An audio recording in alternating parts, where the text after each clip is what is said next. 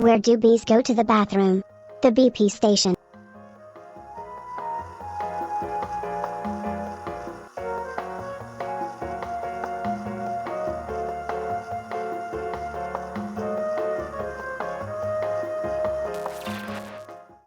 Hello, everybody. That is our joke of the day. I think our frames are taking a bit of time to settle, but there we go. Okay. And they're settling. Cool. Hello, welcome in. That was a joke.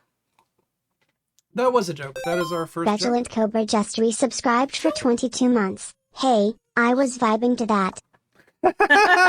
It is a vibe.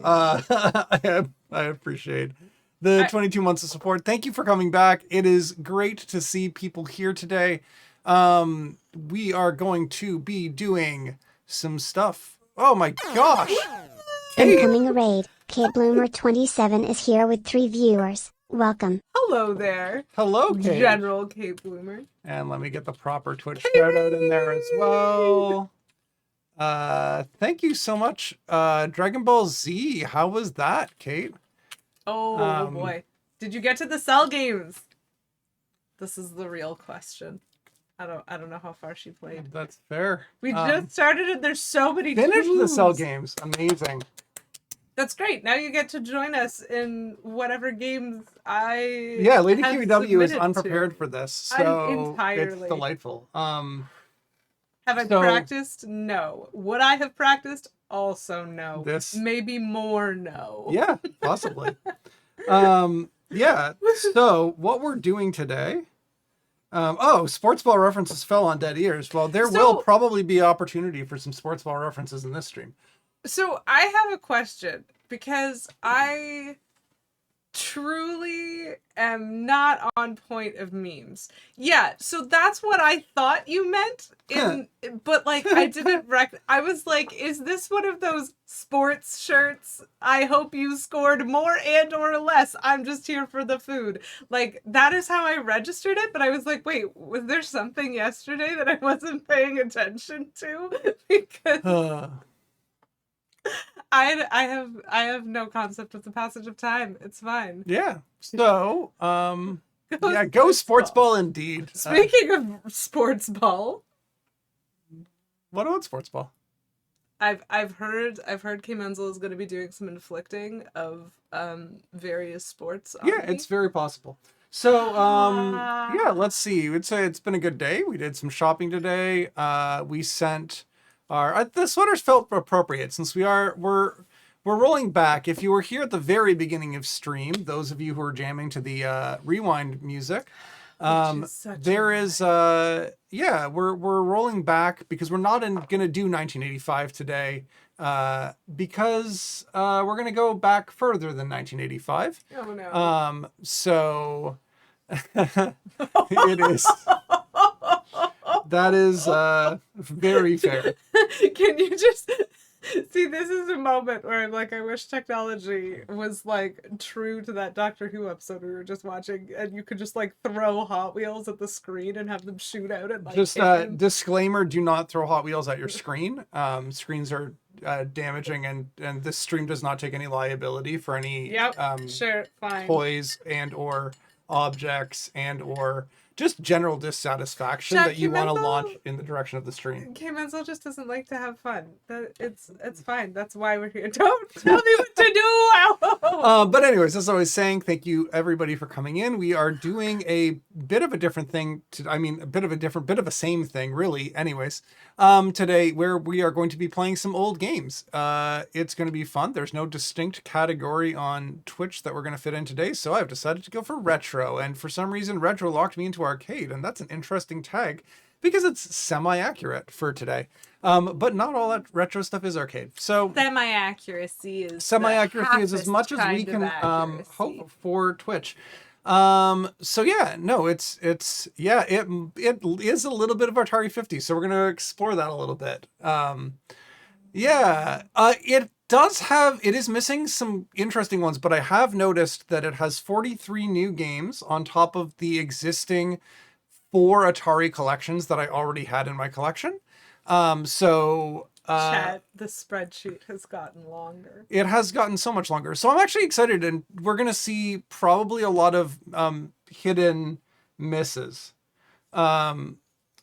Maybe a gem. Maybe. I'm not sure. I'm actually kind of curious to see. There are some Atari 800 games in this, which the previous Atari collections didn't have any Atari 800 games.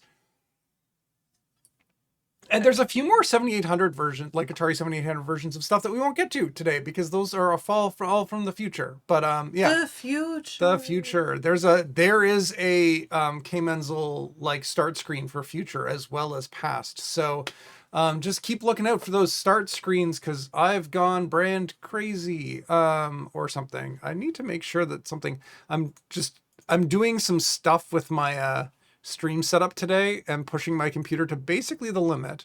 And okay, that is in fact doing the thing it's supposed to be doing. Fantastic. Okay, so yeah, I'm gonna subject Lady QEW to Atari 50.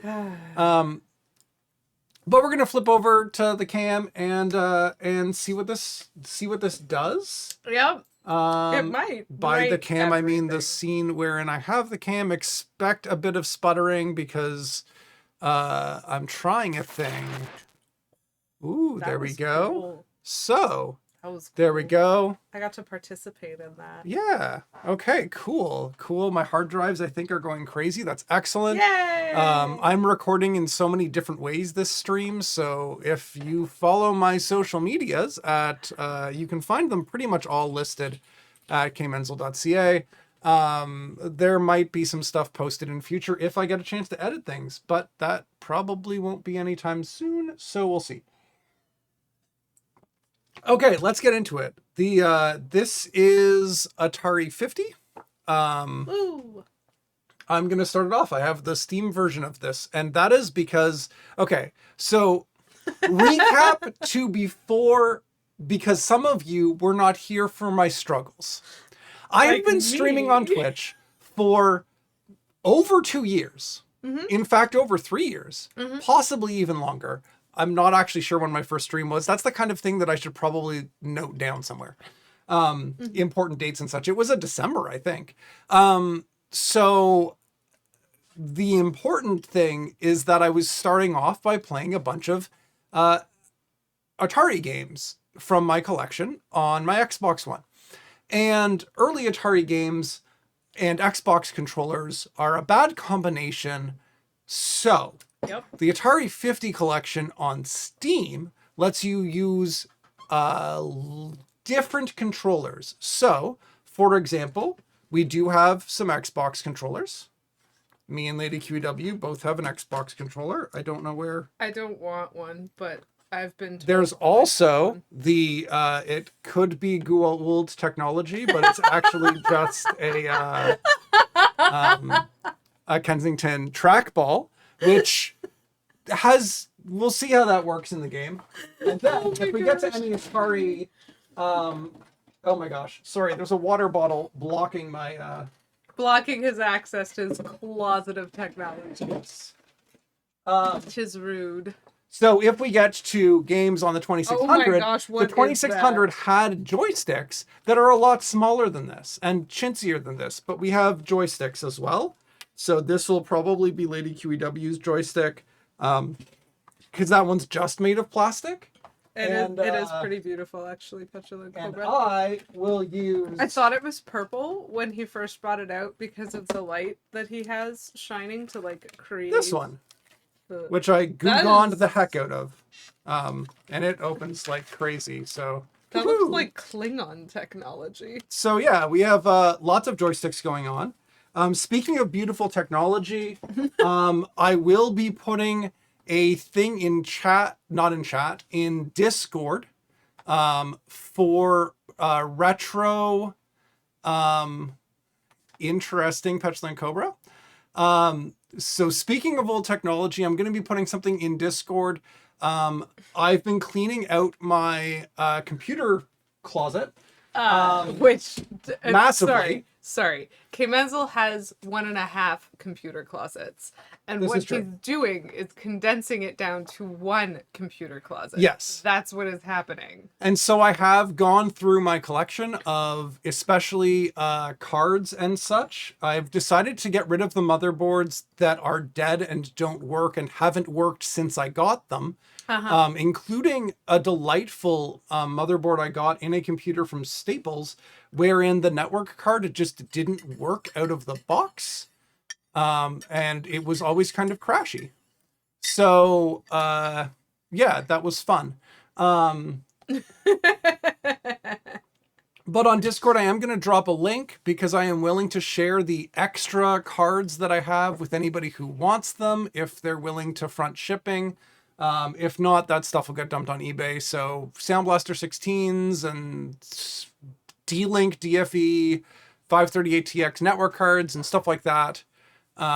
So anyways, there's going to be stuff. It's going to be in whatever condition it's going to be. It's going to be, I will post that in Discord later tonight. I have 2 comments right now. Yeah. First of all, Firetruck Cat seems particularly excited about the desoldering gun, which makes me think Firetruck Cat might need some repairs. But second of all, Petulant Cobra, if you have to run to get from where you are to Discord, might I suggest you have too many computers?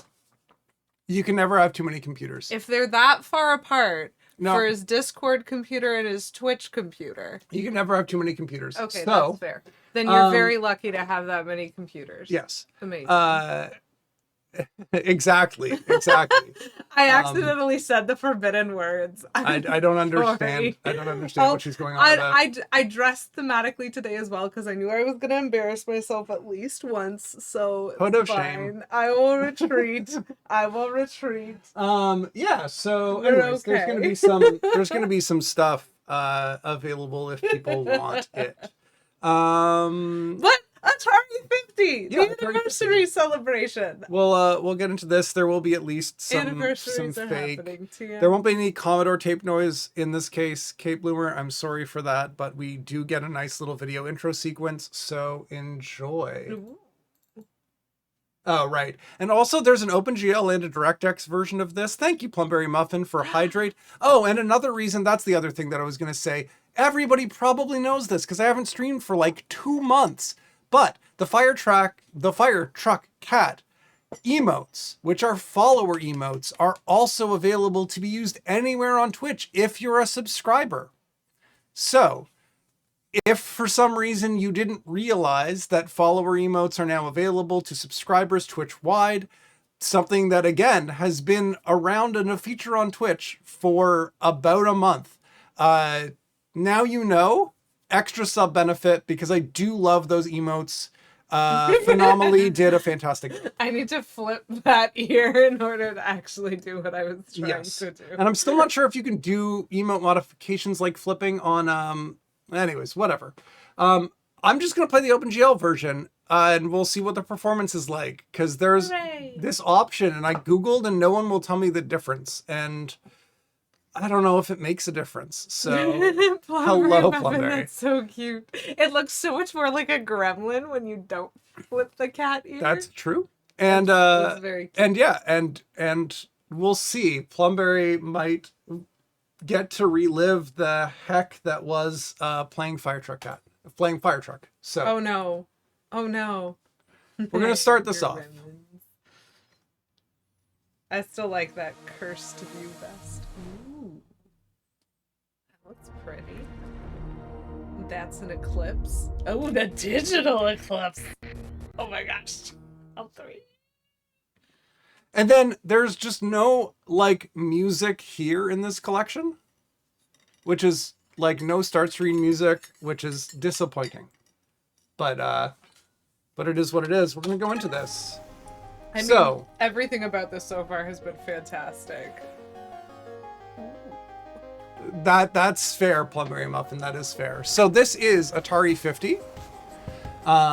We have several sections. There are things that you have to do to unlock some of the games. So we have the arcade origins, then Birth of the Console, highs and lows. Oh, I know so many lows. The dawns of PCs, and the 1990s and beyond.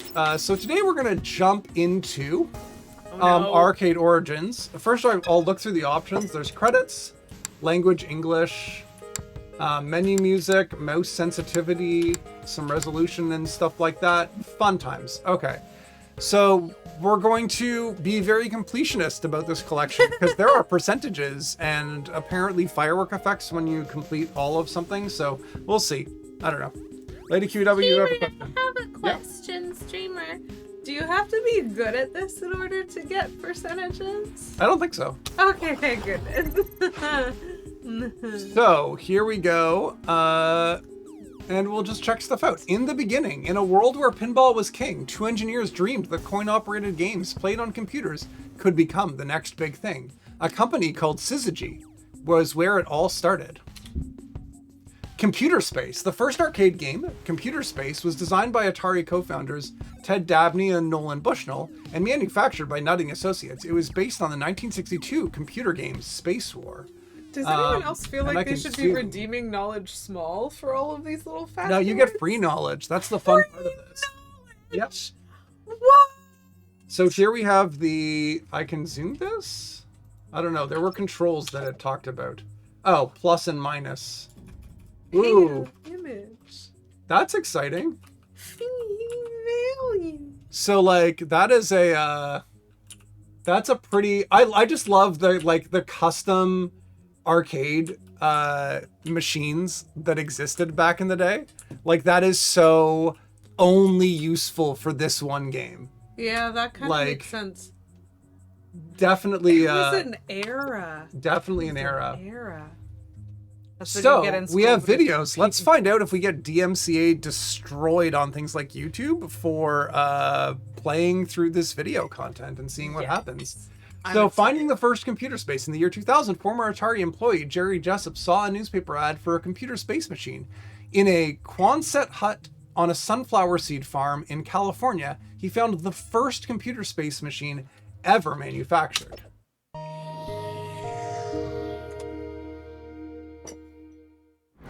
Some reason I'm looking through the Oh my gosh. San Jose Mercury in the just random stuff section for sale. And I see world's first video game computer space. No price, just call.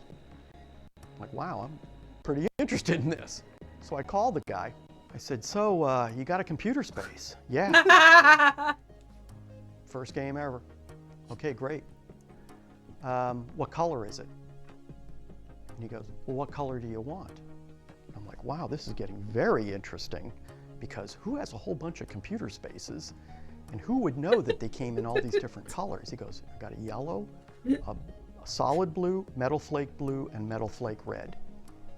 And he goes, a whole bunch of other games too. Okay, great. Want to come up and see them. These were in a Quonset hut on a sunflower seed farm off of Highway 80 in Dixon, California. I understand what sunflower halfway seeds between are, and I the Bay understand Area what and Sacramento. California A metal is. These things hadn't been moved in, It's just a shape of hut. probably since I need to Google this. 1975. And so I got in touch with Nolan and showed him the pictures and scratched his head, and then like a light bulb went off in his Why head. did He goes, everyone look the same These were in Ted that Dabney's. era? These were Ted Dabney's units. This was his route. When he left, he took a route that we had, Oh, no. and he goes, this yellow one's the first one. He goes, I know it. That yellow one is the very first one. I kept the first one, which is a beautiful yellow computer space, and I kept Pong number 46. And we got the rest of them running and working as good as we could. We got it all for $5,000. I don't regret the purchase one bit. That is crazy. I Not mean, for a that's minute. both a lot of money for the time and also no money at all. Yeah. You could get a graphics card for that today. Maybe. If you were lucky. It's beautiful. Like it's just so so well designed. AI Alcorn's business card. Alcorn's business card. AI. That is a Whoopsies. yeah. Okay, so Typo. Dabney and Bushnell's named their company Syzygy Engineering after a term for the direct alignment of the sun, the moon, and the earth during an eclipse. Alan Alcorn, who had worked with Dabney and Bushnell in their previous workplace, was the first engineer hired at Syzygy. This was his business card during the early days. Hide controls? Can I hide? Yeah, there we go. Cool. That is a name of a company that is probably less than ideal. So, Atari Inc. On June 27th, 1972, Dabney and Bushnell incorporated their company in the state of California, but the name Syzygy was already taken. Sorry, hold on. Okay, we're pausing here because when you first said Syzygy, I was like, that sounds like a term from Zork. Like, that is clearly a spell from Enchanter. That is not a word. Oh, I guess when they were naming companies back then, they didn't care so much about words and they just put nonsense together. And the fact that it's taken is just... no. That's wrong. That's wrong. I hate it. Have a good lurk, Kate. Yeah. We'll let you know if Stampede is in this. So yeah, the company, they chose the name Atari, a term from the Japanese game of Go. The company briefly continued doing business under the name Syzygy, however. Like, what is Syzygy if it's not that? Well, I'd say 30 years to pretty much the present. The arcades have been relegated to the back rooms and the side streets and generally been an unsavory type of place. What we want to do is bring the amusement game to age. If we can give it a new zip and a pizzazz, it's going to be financially successful as well as, I think, a very serious part in the leisure time activity of the American people. The marriage of traditional pinball machines and computer technology has resulted in the birth of a new breed of amusement games. And Nolan Bushnell is the man handing out the cigars. Bushnell has developed two such games, Computer Space and Pong, and believes that they and others like them will move the pinball industry out of America's bus stations and bowling alleys and into the space age. In 1971, Bushnell invented Computer Space, but sold production rights to Nutting Associates of Mountain View, California, for royalties based on the number of games sold. It proved a good deal for both parties. Sales already exceed 1,500 machines.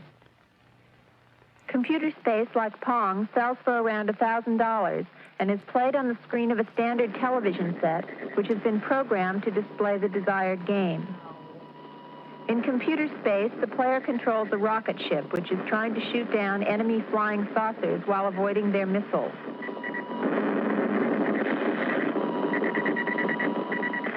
If the player scores more hits than the enemy saucers, he gets one free play. By the time Bushnell invented Pong in 1972, he was able to form his own company, Syzygy Corporation in Santa Clara, California, to produce the game. He has already sold over 1,000 machines and expects to sell 10,000 in the United States by the end of the year. Pong, as the name might indicate, is a game of video ping pong. The two players turn dials which control their electronic paddles and volley with an equally electronic ball. I love the beeps. The first player to score 15 points wins. While Bushnell did design and program both his games, the technology he uses dates back to the late 1950s. Thanks to research by the Defense Department in the wake of Sputnik, Bushnell is now able to act out his dream of a nation inhabited by thousands of Pong and computer space games. The government spent millions of dollars on this technology, and as a result, now it's cheap enough that we can put it into a game and sell it for 25 cents for a few minutes and make $1 out of it. It's something that the research and development really was done many years ago, and now it's cheap enough that with PC boards and integrated circuits, we can use that technology to our advantage. Fancy words, Jack. The basic electronic unit of Bushnell's games is the integrated circuit. Each of these small chips is capable of storing large amounts of information. Large. The program for a So game large. is determined by specific combinations of these units to form a PC, or printed circuit board. That is a The printed circuit board then tells the interesting TV screen what to definition do. of PC. A Yep. single printed circuit board is all that is required to operate Pong, whereas 15 years ago it would have taken enough tubes and wiring to fill an average house. Bushnell That first is saw the not what I commercial thought potential of PC video stood for. games in a game called Space War, which has been played at computer centers around the country for several years. We used to play Space War a lot at the AI project at Stanford, which is a big computer complex. And one day it just hit, this is a lot of fun. You ought to be able to package it and sell it for a price. And, one thing leads to another, and pretty soon, from doodling on a scratch pad, you're actually working out some basic block diagrams, and from there you think, boy, it's going to work. Oh man. Incredible. The feels of them 70s when stuff was actually possible. So the crazy thing, because I did want to check this from inflation, $1,000 in 1972 to today, that's only about $7,122 today.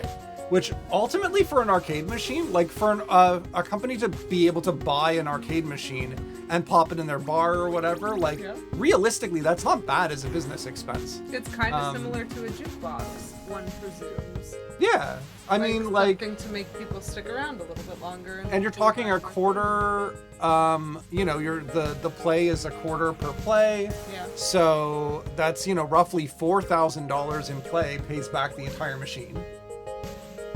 Which 4,000 plays for sorry, there you go. 4,000 plays, Yeah. plays back the entire machine. That's not bad. It seems like a pretty easy, cost benefit analysis in a sense. Yeah. Oh, a jukebox would be something fantastic. It's really interesting because we have, first of all, fascinating that PC meant printed circuit board and not personal computer. So that's an exciting, that's exciting. I love watching old videos for that shift in language. I fully understand that this is conjecture, but this is also one of the things that I love in terms of watching old videos. So the narration for that video was fascinating because that was clearly a script and it was clearly being read. We kind of recognize the lack of improvisational language. Yeah. That is part of the smoothness of the delivery, is that it is being read, and so it can be planned and practiced in terms of its delivery. And the manner in which she planned and practiced seemed designed for smoothness, but it also kind of put up a little bit of a flag in my brain of really being curious as to whether or not she understood what she was reading. Yeah. Because there was no inflection around a lot of the technical language, around a lot of some of the really innovative stuff. It stayed so perfectly smooth that I'm like, are you actually that practiced of a voice actor? Which is certainly possible, and I believe that she is regardless. But there's a part of me that goes, some of these sentences you have clearly practiced the words, and that specific combo of words feels like it holds no meaning. One of the things not talked about in that, which is fascinating, specifically with regards to Space War and Pong, the programming being those integrated circuits, these are all discrete arcade machines. So these machines are not based on some sort of system that's a standard system where you can swap out parts. But Space War was going to be a specifically designed set of circuits just to play Space War. Pong was a specifically designed set of things just to play Pong. All sort of this discrete circuitry that wasn't programmed per se, but the circuitry was the programming, which is just fascinating. And absolutely. Does your inflection mean that you understood it or not? And I think that that's changed over time as well. I think that I think that how we read somebody's understanding of a subject has become something different over time. Yeah. And so like for some of the later part of that video, what I noticed was like she really did seem to be specifically focusing on keeping her delivery smooth. But the chunk at the end where she was talking about PCs actually sounded like she was explaining it. And a chunk nearer the beginning where she was talking about something else that I would suggest was also technical, but which I do not remember anymore because it was technical enough that I didn't fully understand it. Nothing in her delivery was helping in any way show that she understood what she was trying to communicate or was intending to communicate, which was super interesting to me. Anyway. And yeah, absolutely. Somebody delivering with passion and excitement can pull you in. I think one of the things that I know that I kind of actually enjoy about the modern era is that on YouTube we have the ability to, like, sometimes I want to ingest content for the content's sake rather quickly. And sometimes I enjoy the pacing of somebody's delivery. And that's really up to my mood, not so much something that they could predict. And so I do enjoy the ability now to like watch something at 2 times the speed eventually as I ramp it up, because most people's communication allows that understanding at a much faster pace. Yeah, it's nice to... I think maybe I wouldn't have noticed it as strongly if we hadn't been watching Technology Connections earlier today, because he has that same kind of delivery as that narrator, where he's scripted and he deliberately aims for that smoothness of delivery that makes it very clear. Like, he's not trying to hide that he's reading this. Yeah. Like, we know it's scripted, but he also clearly understands what he's talking about. And you can tell that in the way he delivers it. But again, he's not a person that I necessarily go to routinely for like feeling excited and hype about something, because that's not really what he seems to me to be trying to do. He's just wanting to talk about interesting technology things, and I love listening to that. They're interesting. I'm bought in. This is fine. But we also have other content creators that we listen to who are like really invested and really interested, and so like that level of energy is definitely something that it's fun to be able to match. But the nostalgia button from that video was definitely hit for me. I was notable like, yes. and quotable. The genius of Atari was to create a fully formed commercial game that was designed for the masses and accessible to the masses. Eugene Jarvis, creator of Defender, which is another Atari arcade game. Fascinating. And more than just a game company, it kickstarted Silicon Valley. A lot of what we think of in Sunnyvale is a result of Atari. I think that ethos of creativity and openness, that wasn't common back in the 70s and the 80s, and yet Atari pioneered that. Wade Rosen, current CEO of Atari. Which is quite a different Atari than it was back in the 70s and 80s.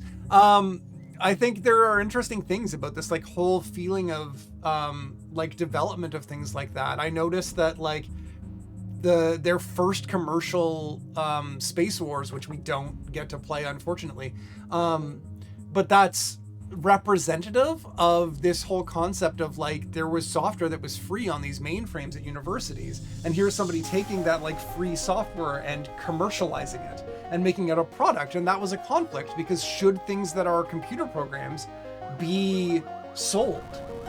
Wow. It was an interesting debate at that time. Well, we know how that went. Oh boy. Very much it went towards sold. And so you can also look at things like Bill Gates was working on like Trafadat and stuff like that. And like we're talking early, I think Steve Jobs was working at Atari in the 70s and got kicked to the night shift because he didn't shower.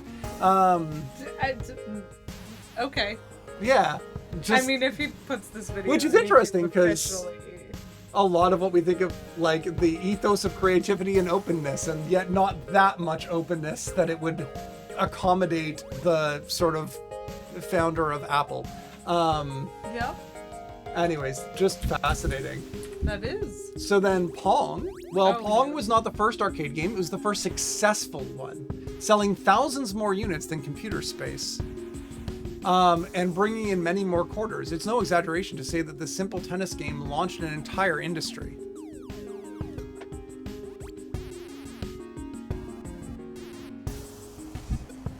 And here we have some things about Pong. Okay. So we have Al Alcorn, the creator of Pong, discussing the design process for this iconic game and how its signature sound effects came from a lack of resources. Oh. You know what the Atari motto is? Innovative leisure, right? Well, it didn't say innovative arcade games. It didn't say innovative video games. It said innovative leisure. It was broad from day one. I mean, I didn't know I mean, that was Nolan always broad, had a but consumer okay. game in his mind because that's what he hired me to do. And I wound up doing the wrong thing and making a hit coin-op game, right? When I was at Ampex, I learned how to make sync generators, synchronizing, the basic fundamental circuit necessary to get a TV signal, because we had to generate an analog signal.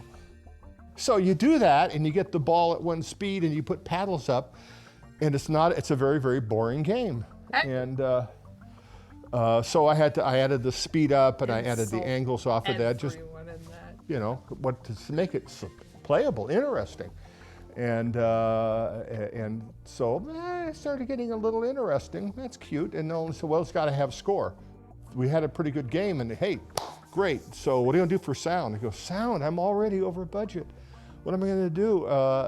Nolan said, well, I want the sound of a roar of a crowd of thousands applauding your win. And Ted said, I want boos and hisses. And I'm thinking, how do I do that? Listen, I got video. I got the goddamn game up. Now you wanted me to do this. I'll be right back. So I pissed around for a day and poked around sounds that already existed in the vertical sync generator and gated them out with the 555 timer. I love it. Years later, the sound is so well thought out and so appropriate. It was like, are you kidding me? It was just, you know, just thrown together in spite of what the boss said. So And much so, success is that based was how Pong came to be. There. It's awful. That's amazing. Using the 555 timer for like just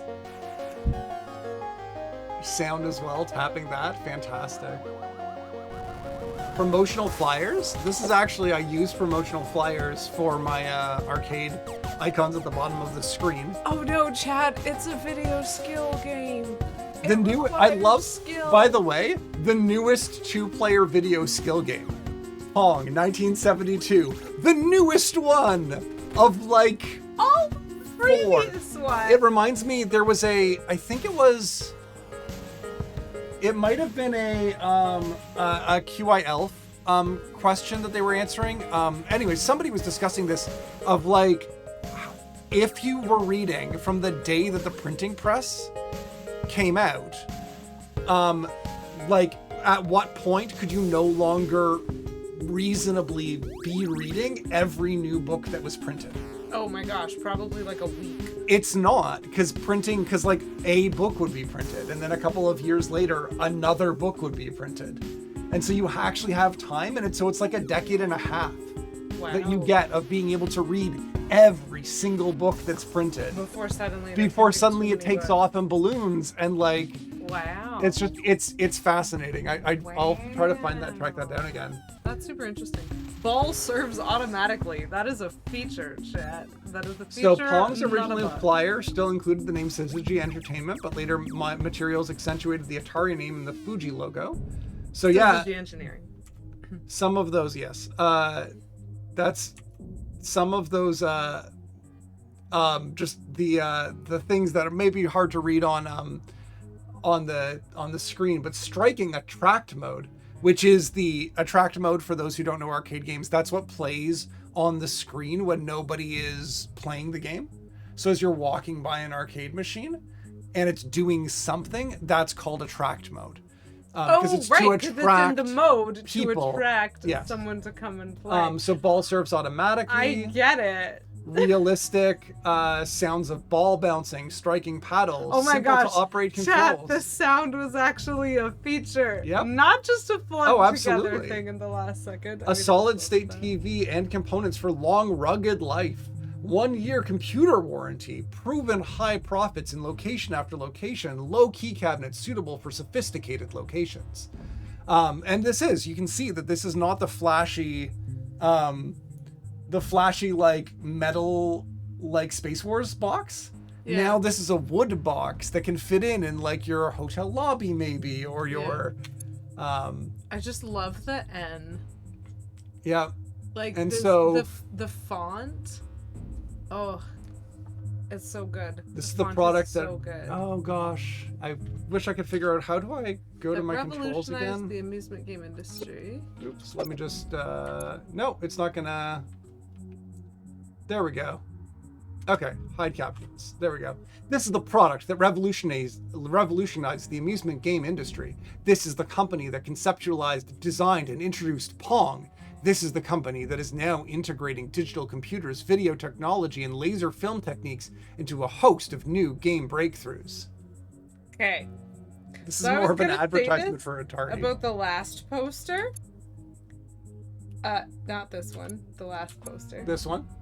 How they've capitalized every single word, and so it reads very aggressively. True. And then you go to this next one, and they've capitalized nothing. And Yep. I'm like, I hate both of them. Thank you. Thank you. Thank you. That's very funny. And then we have Pong by Atari, the newest two-player video skill game. Some capitalized, specifically Atari Corp. And then we get all of these lovely, looks almost like Calibri, but it's not, in terms of the font. I love the specifications. Shipping weight, 212 pounds. That is a heavy, heavy machine. So that is something that you... That machine weighs more than a K Menzel. And if you could imagine doing this, I mean, this is integrated circuits. If you had to do this in vacuum tubes, Oh my gosh. that box would be, first of all, like the size of a room, and then like second of all, the weight of a room. Pong doubles. With other companies quickly looking to capitalize on Pong's success with clone machines, Atari looked to improve upon the experience. Pong doubles let 4 players get in on the fun. In this promotional photo are Joe Keenan, 3rd from the left, Nolan Bushnell, 5th from the left, and Al Elkhorn. Yeah, Wow. I can recognize them from the previous things that we've seen with them. And Puppy Pong. Since the most coin-operated games were installed in bars and thus inaccessible to children, Atari developed Puppy Pong, a device meant to be installed in the waiting rooms of pediatric offices. The idea did not catch on, and Puppy Pong only had a small production run. So I have 2 points. The Okay. first being, love how they recognized that they were missing a key demographic Absolutely. and wanted to like adjust. But 2, if you were gonna put it in a doctor's office, you need to make it free in the doctor's office. Well, and I don't know That's if fair. they adjusted themselves well to that. You do have to sell it for less money if you're not going to reap in the benefit. Yep. The electronic video game everyone loves to play is now available for waiting rooms in 2 exciting designs. Now kids and adults too will want to be early for their appointments. So I suppose the business benefit that you're selling is that your patients will be there before you are ready to see them, which is hilarious. That is a fascinating thing that you think doctors' offices are dealing with. So this is also a very interesting poster to me because it feels like they stopped paying the artist at 3/4 complete. Like, I get the idea of the fade out to the edges. Yeah. But that little girl is not entirely an edge and is just zero effort. She is in No the doctor's finishing. office for a contagious bout of silhouettism. Yeah, and that lady's caught it too. Exactly, and you can see that this boy has no knees left. He is becoming silhouette. And so, like... And this terrified bear in the background. This is like the girl is terrifying. This bear with its uneven eyes Yep. and its one red ear. Yep. The daisy is just drawn by a child. It's fine. Yep. It's fine. Like, it's stylistically really interesting, and they clearly put a lot of work into the machines, but then it honestly, there's no way that I can look at it longer without just making it feel unfinished. That's fair. You That know? is an excellent supposition, Plumberry. I love the look. Ah, yes. So Whoa, here we have hold the on, actual real children. Yep, real children. Honestly, gotta say, dolphin pin, sweet. Yeah, that's hype. Yeah. Turtleneck sweater. Oops. Looking great there. Yep. And I do like that the puppy has like a tongue that looks like it's fabric. A little bit, yeah, it definitely looks like that. I don't like that the puppy is a silhouette. Would have preferred that to A less terrifying, Yeah. not sucking the not sucking the life out of the machine. So we have Puppy Pong and Dr. Pong. Puppy Pong, here's a friendly puppy and his doghouse with the familiar game of Pong inside. Kids can play Puppy Pong alone or with other folks. Now their waiting time is filled with exciting entertainment. They'll forget anxieties. It's fun and all-absorbing, adds a touch of relaxation to surroundings that are all too often can appear threatening to youngsters. Puppy Pong's more fun than your office goldfish, and you don't have to feed it. Children's wards in hospitals, medical and dental offices, and other medical institutions all can benefit from the happy faces that Puppy Pong makes. And think of the pleasant kind of therapy this is to encourage hand-to-eye coordination skills. All the controls are child-proofed and hazard-free. The game's exciting ping-pong sound can be made louder or softer by an external control. Oh my gosh, it Completely has a volume self-contained, control. Puppy Pong is built out of all solid-state components for long life reliability, and the 12-inch black and white video monitor offers typical TV set carefree operation. Designed for free play, Puppy Pong can also be fitted with an optional 25-cent play coin mechanism if you want to control the game use. So that's not to make money, it's just to control game use. Try putting a parents out there, just if you're concerned about screen time for your kids, get one of those electronic cables that has a coin operated Like midway down the line, just a coin operated Yep, get all that allowance back and just keep recycling it back to the kids. All I'm saying. But plus Puppy Pong volleyball Atari's engineers have Hold built on. Puppy Pong. to allow simple in-office conversion to simulated volleyball game is simply exchanging the Pong electronic circuit board for a volleyball board. Kids love both games. Sorry, what? Where some of these sentences exist? It's And they'll great. love the chance to relax, whether they're waiting or recuperating, because what you really want on your surgery, on your like post-surgery bed is just like your Jello on one side, your Puppy morphine Pong, drip on the other side, and Puppy Pong just right up there in front of you. Yep. Dr. Pong, Atari's designers have also put the same enjoyable Pong video game into a beautiful simulated wood grain Mar-proof cabinet. Dr. Pong's simple lines and modern styling will fit the decor of any professional office. It's compact and durable and fits easily on a standard office end table. Or if you wish, you can purchase an optional bookcase pedestal unit especially designed for Dr. Pong in a matching finish. With shelves to hold books and other games, Dr. Pong and its bookcase stand encourage visitors to amuse themselves and pass the time apprehension-free. I'm Dr. sorry. Have you played Pong? How dare you suggest it's good for anxiety? Dr. Pong Anyway. also accommodates the optional volleyball game. When you sense your visitors or your own staff want variety, you simply replace the Pong circuit board with the volleyball board. It's a snap, and if specified at the time of order, Dr. Pong is available with a factory-installed 25-cent coin mechanism. So Plum has actually made a good point here, Mhm. because Puppy Pong sounds like a great game if it's two puppies using their tails to knock the ball back and forth. And truly, I kind of thought that's what it was. I was like, oh, cool, because I'm a modern human, not a retro human. And so when I first saw this thing about Puppy Pong in these ads, I was like, oh, it's like they put a new skin on the game. Nope, they did no additional work on the game. It was only the cabinet. They designed Pong, and then just that. No further customization of the game itself, which is fascinating to me because, like, that is one of the things that it feels like makes a difference now in terms of why people are willing to invest in different games. Yeah. Just cabinetry. I will build my own cabinet. But it's not going to be a matching wood grain finish specifically designed to hold Dr. Pong and also provide space for magazines, books, or other games. And it won't come Oh, with 3 distinct payment plans, either cash in full to receive a 3% discount, or the 60-day partial payment plan where you can order shipped upon receipt of 1/3 of total order price. Second 1/3 is due in 30 days from shipment date, and the final 1/3 is due within 60 days of shipment date. Or a leasing plan with a third-party leasing agent that is also available. Please contact Atari for further details.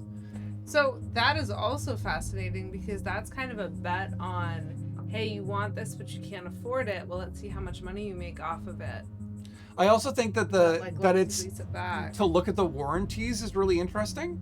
So there is a 90-day warranty on something that they have advertised as like long lasting and maintenance free, with a whole year for the circuit game board themselves, which to me seems low for something that you're trying to inspire like Confidence in? If you're offering a 60-day payment plan and a 90-day warranty, Yeah. I'm just saying that that is a close payment plan to a warranty. I feel like for me, what it made me think of is this idea that like if they're saying longevity, they're basically like if it comes out of the box and isn't immediately defective, it'll last you a decade. Yeah. Like that's what it feels like. But it's not helping my trust. Like I have to trust them already. See, Dr. Pong just looks like a classy robot. Is anyone else with me? Like the eyes on either side of this like gaping mouth? Yeah. Yeah, kind of almost even reminiscent in terms of shape of like what was the robot in the Jetsons? Oh my gosh, the like little maid lady. Yeah. Oh my goodness, I do not remember. Puppy Pong is kind of adorable. Definitely a fabric tongue. Yes, you're right, Plum. That is absolutely what Dr. Pong looks like they're saying. And then there we go, the classy like controls of original Pong. And you'll note that those look nothing like Xbox controllers. And it's fascinating to me because already this is worse than the really cool like fancy cabinetry that we were looking at the beginning of this with like the whatever the Space Commander, whatever it was called. Like this is already very clunky. And this, I think, is a CG representation of this Pong. Yeah, that's because it looks very fake. It does look very fake. But what we're gonna do now is finally play Pong. Oh no, I was hoping to distract you long enough. Pong is the game that launched an industry. Atari's founders asked engineer I'm gonna keep saying AI because this font Acorn. Wait, what? Al Alcorn to create a game as a learning exercise, making its commercial success a very happy and lucrative accident. The Strong National Museum of Play introduced Pong into its World Video Game Hall of Fame in 2015. I'm glad. It's lovely. I love learning stuff like this. I'm kidding when I say I was specifically trying to make this take as long as possible so I wouldn't have to play. I just have to go with like the continual vibe. So we're gonna start with Xbox controls. Of like hating every minute of this because it's where we're at. Yeah. That's where we're at. I wouldn't be here if I actually didn't enjoy this. So I don't think that this has a one-player mode, because in testing, I wasn't able to play one player. Oh, interesting. So you might have to, gosh, I don't know. Let me try to go to controls. Yeah. Okay. Up, down, start. Game options. Oh, right. Somebody has to press start. Yes. Okay, cool. So, and we have screen modes. Oh. We'll go with original. Yeah, let's do with that the thing. TV filter on and the border on. Absolutely. Let's do this with all of the ridiculousness. So I'm going to press start. Do it. It did nothing. 3 lines. You press start. Oh. Okay. Okay. Are you controlling one of the pedals? Point. I am controlling one of the pedals. Cool. Ah! Okay, so you're player I'm so bad at 1. Pong. No! Don't do that. Ah! Feel free to enjoy your win now, honey. So I believe, if I'm right, oh my gosh, I completely missed that. Okay, so Lady QEW, if you want, I'm so bad at this game. we'll play through this one round. Xbox controllers are The worst. bad for this. Now, well, you do not have the opportunity, sadly, Oh, no, I missed. and I would like if you could do that, Too far away. but you can't.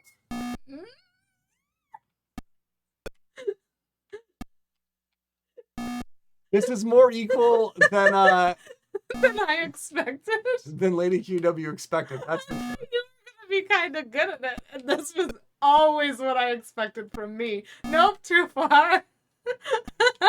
No. Oh my gosh, I managed the straight shot. Chat. Can we keep that going? Nope. I got.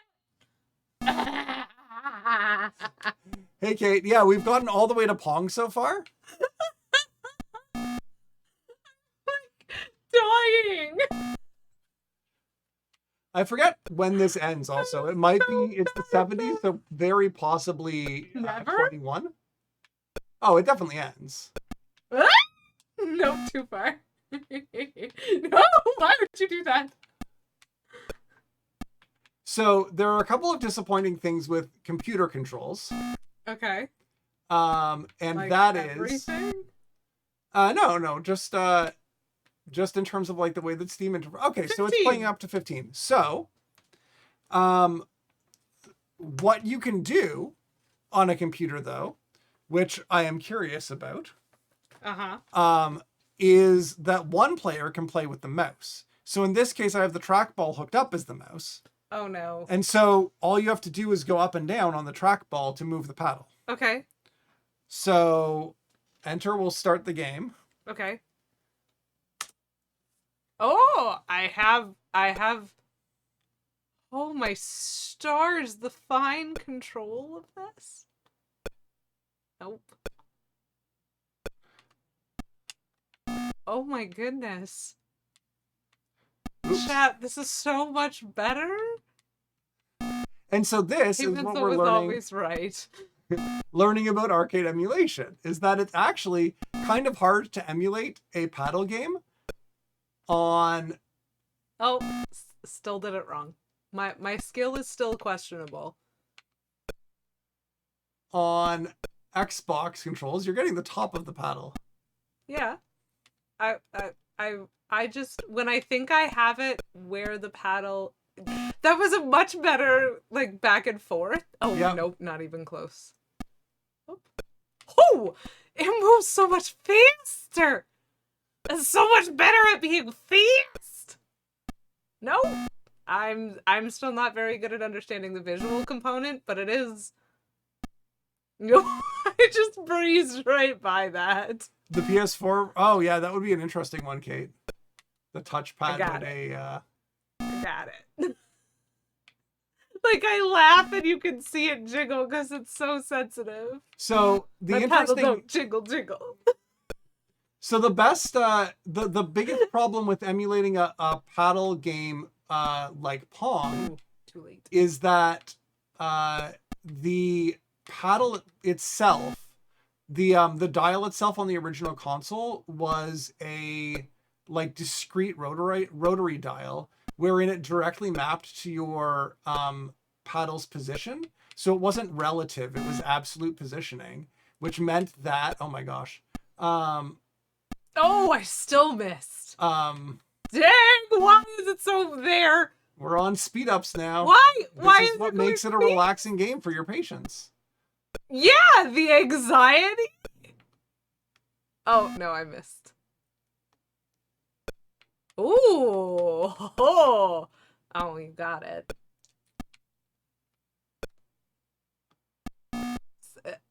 That went like above where I could go. I think it did. You're right.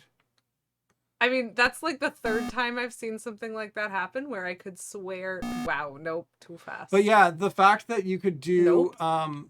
position with a Wii remote kind of absolutely is very good.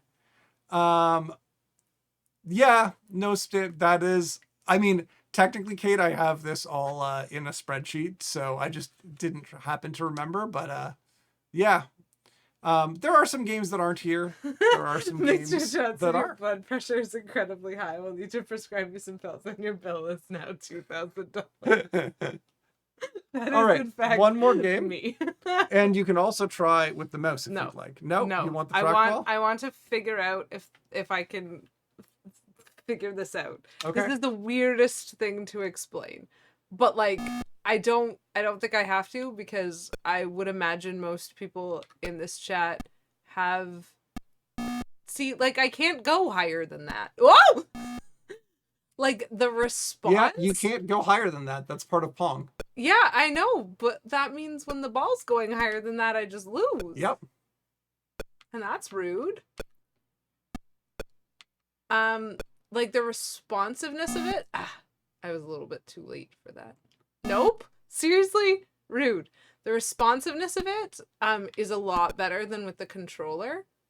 Yeah. But and so it means that now what you're seeing is not my inability to use a controller, it's my inability to play Pong, which is fine. Like both of those things were always true. No, I was too high.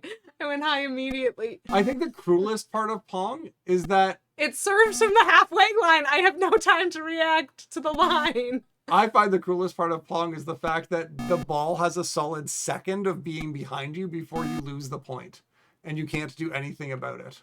I actually think the cruelest part is the fact that it serves from the halfway line. Because on a typical Pong shot from your paddle, you have the whole That's true. of the length of the playing field, question mark. You have the whole of the length of the board in order to try and calculate the trajectory, but when it starts from the halfway point, you have only half that distance. And if your paddle isn't, like, it means that sometimes on the trackball, this is not true. When I am using the trackball, I can absolutely get across the entire screen in that duration. I just need to be exact, and so that is absolutely a skill that is learnable. But when I was playing with the Xbox, oh gosh, when I was playing with the Xbox controller, I could not move fast enough to get some of these serves, which is the important key point. No pitfall or kaboom. Yeah, Call of Duty, Black Ops, Cold War. It's interesting the way that various vintage games have shown up in newer things. I forget which there's definitely I forget which Call of Duty it was where there was definitely a text adventure in it. Anyways, Call of Duty has had some really interesting things in its computers, and I think that Lady QEW was probably reacting to the Pain Station. Yeah, definitely the Pain Station. Like, I'm sorry, what? There is actually a way to make this so much worse. Yep. Fascinating. Would you like to play again, Lady QEW? No. Okay. I will probably regret those words when I see what comes next. It is a lot better with the trackball. It is. I've learned. Today I learned. But, 2-1, K Menzel wins the best of 3 on that one. Okay, cool. So it's just a heart attack machine for me then. I would just die. The Legend of the Broken Pong Machine. One of the often told stories of the origin of the game industry is the tale of Al Alcorn being called by the manager of Andy Caps, the Sunnyvale bar, where the first Pong prototype was on display, to fix the broken machine. Alcorn and many other gaming industry legends recount this tale in this video feature. It probably wasn't broken. I'll just put this back. So everybody's heard the Pong story. I have not heard the Probably Pong story. everybody's heard the Pong story, everybody. but I've heard it many times, and from Al Alcorn himself, who designed Pong. So the story I've heard is that they installed one of the first Pong machines in a tavern and let people play it as a test. Put it out into an arcade and see if it makes money. I mean, that's the market research. My understanding was Ted built a cabinet, a tabletop, simple cabinet over the weekend. and a coin mech bolted to the side of the cabinet, tabletop type of big thing was sit on a barrel. Placing a interactive video machine somewhere and having people play it was still a relatively new concept. Nobody knew if it was going to go. Oh, what is the name of the bar in Palo Alto? San Jose? No, it was Andy Caps. It was Santa Clara? Sunnyvale. So we'll put it in Andy Caps. You know, it's a coin-op game, be it fragile and humble, and so we did. Well, my memory is that he gets a phone call, the game's busted, which of course is the usual thing you get on a support line. It doesn't work. What is it, and in what way does it not work? It doesn't work. The bar owner or manager at the time kind of yelled at them and like accused them of their game being shoddy because it had already broken down and it was no longer functioning or working. And they get a call, you know, later on that night and like, hey, this fucking thing broke, you know. Wow. come and pick up this piece of shit game and get it out of here. You know, this fucking thing broke. You know, I'm not gonna waste my time fixing this crap. But anyway, the machine, we got the word that it stopped working, and I figured it could be anything, and I'll go out there and take a look at it. And so I went to the machine, and the first thing you do is you want to try to play the game, because the machine was on in a tracked mode, so it was working, but you couldn't start a game. So you open up the coin box to basically flip the micro switch to give yourself a free game, because I'm not going to waste a quarter, you know. And so they went down to see what's wrong with the machine to fix it, and what they found out was that it wasn't broken, it was just that so many people had played it, they'd filled the coin box with quarters, and it was jammed, and it couldn't take any more. So many people had played it that it couldn't accept any more money. See, that is what The game I is broken thought because it's stuffed it was so full going of to quarters. be Completely at the stuffed with start of quarters. the story. And it was a small, I remember it But was they kind were of small. I throwing me remember off it was the a small narrative space. telling. It just filled up with the It quarters. made me and think, it oh, wouldn't take maybe it. they just didn't When know I how to opened turn up it the off. coin mech, in you the know, narrative. all these quarters just gushed out. So, whoa, that's impressive. It's the equivalent of like crashing a server. When you launch a new website and it's so popular. Yeah, it's basically a denial of service attack. And one of the other reasons it was also so popular is because you could play it with one hand while you're still holding a pint in your other hand. Yes. And that also was The one of those things that, brilliance, you the know, brilliance of Pong. eventually many, many You years can later led drink to the while rise of the playing. fun barcades that we have, you know, and we can enjoy now. As Al will always say with a little, you know, twinkle in his eye, he goes, "This is a problem I can fix." Basically, the way it worked was you take the money, the deal you have, and you split the take with the owner of the bar. And so I did that, and I had this sack of quarters, and the next day I come into work and I said, I got the machine fixed, and here's the problem. Goddamn thing's making too much money. And they'll, really? But it was one of those great moments where something that supposedly was failing was actually such a huge success that no one could recognize. It was truly the ugly duckling version of technology. Because remember, Nolan thought, he was like, this is just the placeholder until we get to design the really good game, because who's going to play this stupid shit-ass game? They went on to produce all of these classic, memorable arcade titles for years that allowed the company to survive and be so much more than a one-hit wonder. So that's my understanding of the history of Pong. It's a great story if it's true. If true, great story. When a story is good, you know there's some doubt about it. Like, oh, that's too good to be really true. It's probably a boring version of it that's actually true.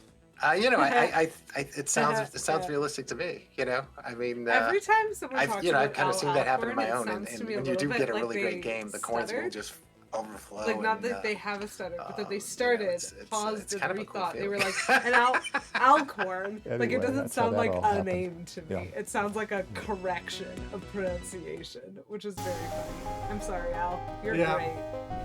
I'm sure. I don't know you, but it's fine. Space Race. And we also don't get to play Space Race, but let's learn about it. For Atari's second game.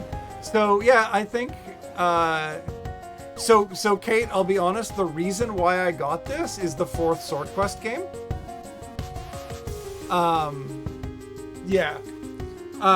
And so I'm excited about that. I mean, excited, trepidatious. It's going to be awful. For Atari's second game, it went back to the space genre. Space Race challenged two players to get their spaceship to the top of the screen first, while dodging an asteroid field. Although space games would eventually be some of the top earners at the arcade, Space Race was not a success. I like the, I think like it's just fascinating that, like in terms of arcade flyers, the thing that I appreciate about the 70s is that here's the arcade flyer for Space Race. Who's playing Space Race? A woman! And so... Yay, sexism is solved! Sorry, it's really not. But I mean, even in terms of like Lego in the 70s and things like Yeah. that, you just have this concept that like... Like the Pong game ad that we saw with the kids in the office. Yeah. That was like a teen girl sitting next to her 10-year-old brother. Absolutely. Definitely. So, We like- could beat that. Super space gamemanship. Spaceships race across the galaxy, dodging meteors and asteroids. Zap! Hit, they disintegrate. Then another blasts off for another flight. Each successful trip through space earns an individual score. Totalizer records scores for competing ships. One player can race the clock or fly 2 ships for a high skill test. 2 players can duel through the meteor storm competing for high score. Great player appeal. New, sophisticated, and fun. Okay, so what was wrong with it that meant it wasn't successful? Lots of visual action, excellent clarity, sharpest TV image, constant video action in attraction mode demands play. Electronic space sounds are always beckoning. Meteors are constantly moving, challenging the player to try his luck. They can't pass up this game. Skill and luck factors, just enough frustration to encourage replay after replay.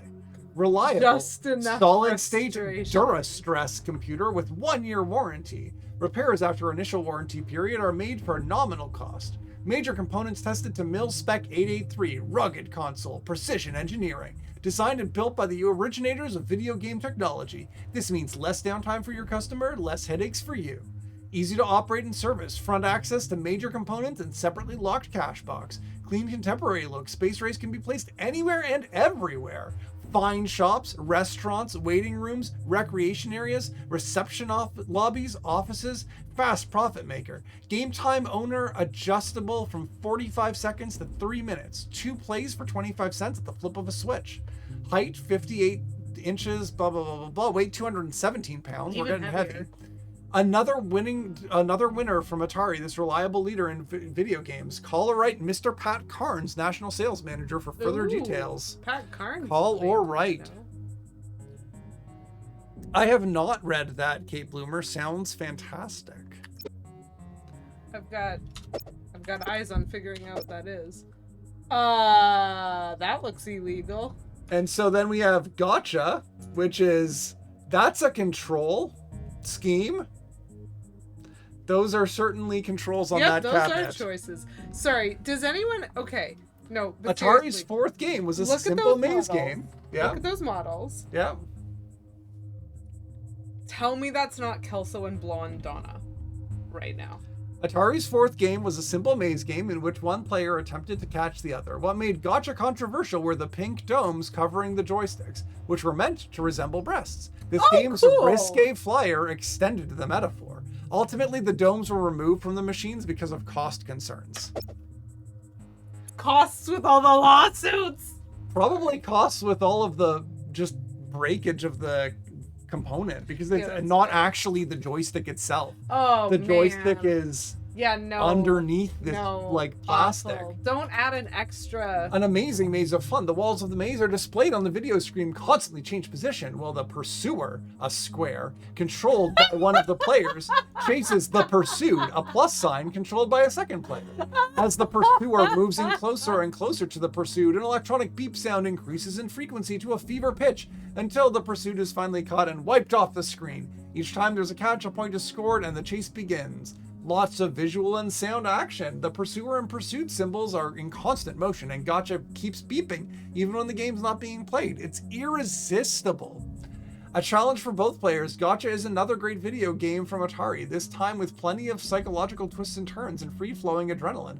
Players like to switch roles from being the pursued to being the pursuer. It's a pell-mell cat-and-mouse game either way, with loads of challenges and excitement. Reliable. Gotcha, like the popular Pong and Space Race, is all solid state, featuring the Durastress computer with a 1-year warranty. Repairs after initial warranty period, made for a nominal cost, major components tested to mil-spec 883. Gotcha comes with rugged console and is precision engineered for trouble-free operation. My gosh, the clean contemporary look. It can be placed in its office. My favorite is now that we've brought round globules to the front of this machine, shall we say? Yep. Now it's lost weight. This is true. This is only 190 pounds. It started so early. Yep.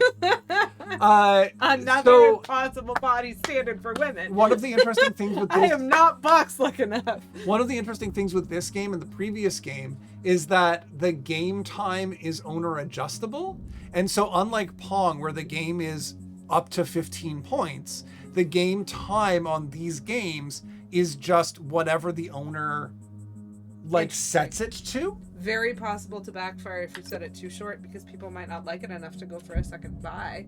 Exactly. You can get more quarters from an addicted person if the game time is shorter. And then you have Touch Me, an Atari coin-operated game called Touch Me. They're going in a direction with their was not choices. A video game, but an electronic device that challenged a player to repeat an ever-lengthening pattern of button presses. Ralph Baer, the inventor of home gaming consoles, saw a Touch Me machine and was inspired to improve on it to create the iconic handheld game Simon. Yup. I And so read that description. Touch Me has 4 buttons. And you have to do it in the order. Oh my gosh, that would have been fascinating. Whoa, yes. Yes. We saw something like that on YouTube a little while ago of someone who was like, these ones are breakable, these ones are not. But he was using technology in a backpack in addition. Oh, that's good. I'm glad it worked well for you. Yeah. Fantastic. Apparently, Touch Me is a mind boggler that you can't beat. So it's the first computer game that challenges the mind as well as eye-to-eye coordination skills.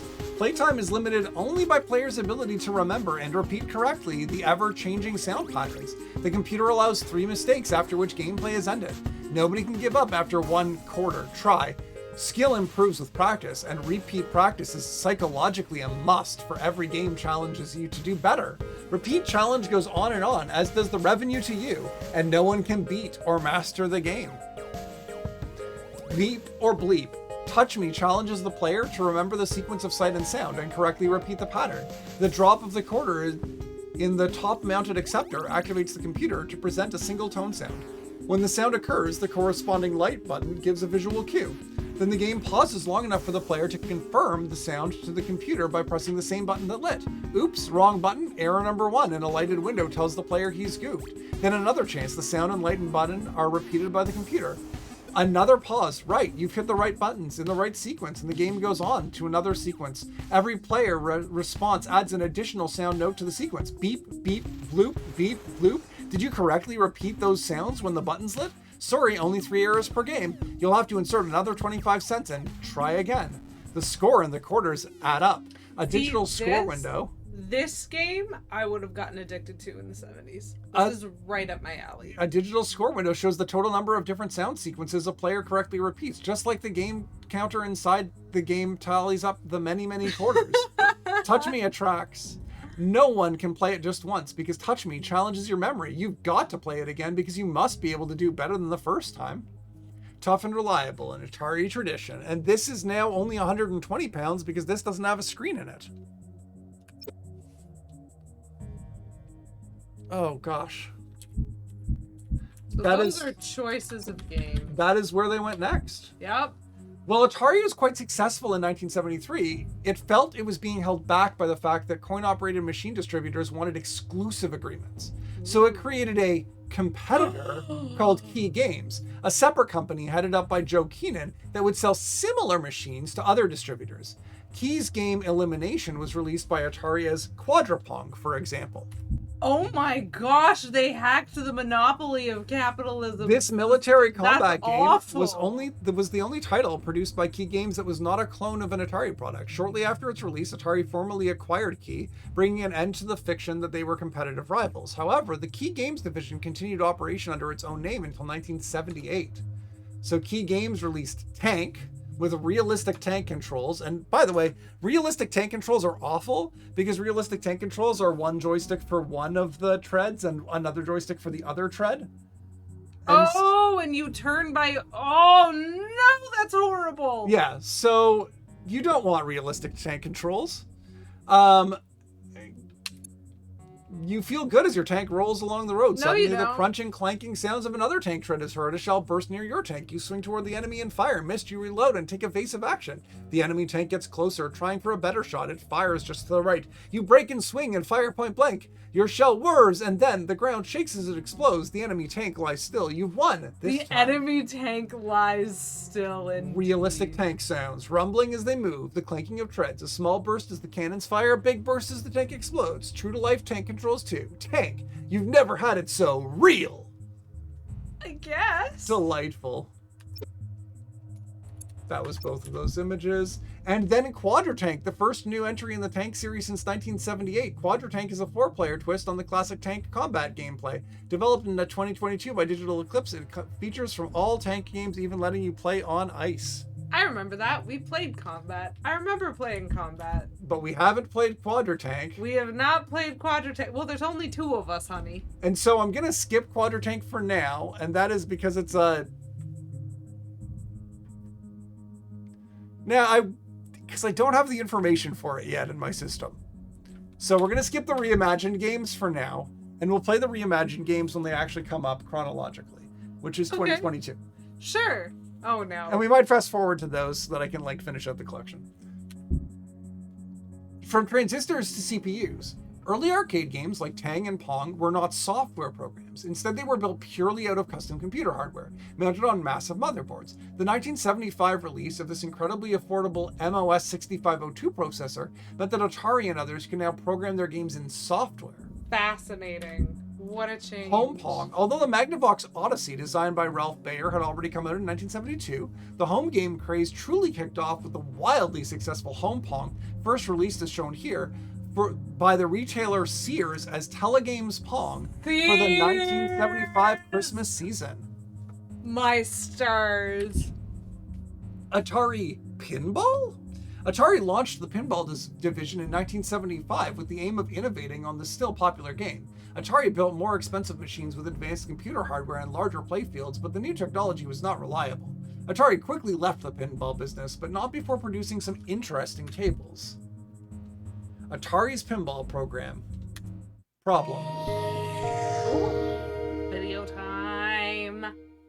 I mean, Atari really, why were they in the pinball business? You know, here they had this tiger by the tail of video games, you know, just this supernova of creativity and possibilities, and, you know, they were nailing it left and right, creating new genres every other week. Why would you mess around with pinball? You could tell our games were just not working, you know, and due to reliability, poor engineering, you know, thermal issues, issues of the games just falling apart, poor hardware design. You know, it just, I could see the writing was on the wall that we were going to go down. I mean, the pinball division was just a massive disaster. I mean, it was, you know, it's kind of the, you know, kind of the hubris of, you know, I guess Silicon Valley, even in that era, you know, was like, oh, these morons in Chicago, they make these crappy old games, you know, like, you know, we're going to redesign everything. We're going to put the display down in the bottom. We're going to, you know, put the boards, you know, underneath the play field so all the crap falls in and shorts out the things. And I mean, it was really horrific design, and they caught on fire. And, amazing. The solenoids, they use this thing called rotary solenoids, which burned up and the screws fell out. And, you know, it was kind of a, you know, just a complete disaster as far as like design and also testing. And so there was a lot of games that caught on fire in the early days. So, but they made a lot of money when they were working. You know, I think the programming was awesome because I did it, you know. Fascinating. I'm going to open a window because I think it's getting a little warm in here, and I don't want my game computer to do the lighting on fire thing, so I'll be back in a second. Speaking of thermal throttles or whatever that word was. Whoop. I moved. It's warm in here, Chet. Yeah, so how are you doing, Chet? How are are you today? Is it a good day for you, Chad? One presumes that it's a good day. You're here. You're hanging out. You're having some fun. See, this is what happens when I get left alone with K-Men's Chad.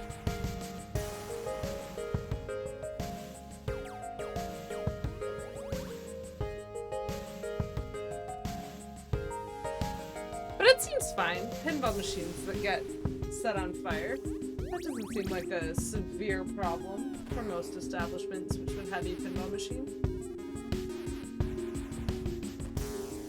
I wonder if that ever became an insurance issue. Like if you had a pinball problem, your insurance went up.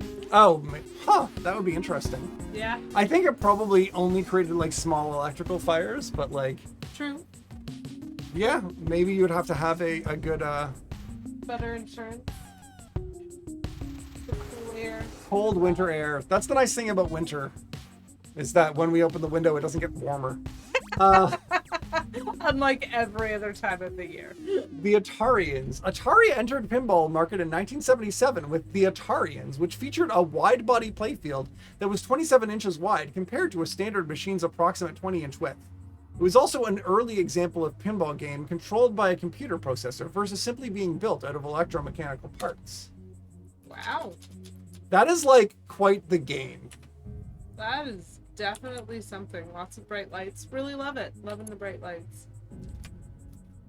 So like some of the arcade art, like I love the pinball artwork. Pinball cabinet artwork is like great. And it always has been. But like microcomputer system design has replaced all electromechanical controls such as step-up rotary switches, motorized trip relay banks, allowing for reduced maintenance requirements and a wide variety of game functions. But like, also breaking. fire. Yeah. Fire. So it's fascinating like what this has and like what it wouldn't be able to do. It's an interesting play table for a pinball game. It just like, to an extent, it doesn't have the, like so much of it is the programming, like all of this extra ball stuff that you're lighting up. It reminds me almost like of, I guess like almost the simplicity of like say Space Cadet Pinball's table, where it's really only the one play area.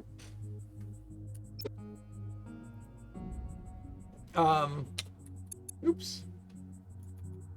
And so this one, number of balls, 3 or 5 balls, a wider play field. So the interesting thing is that, I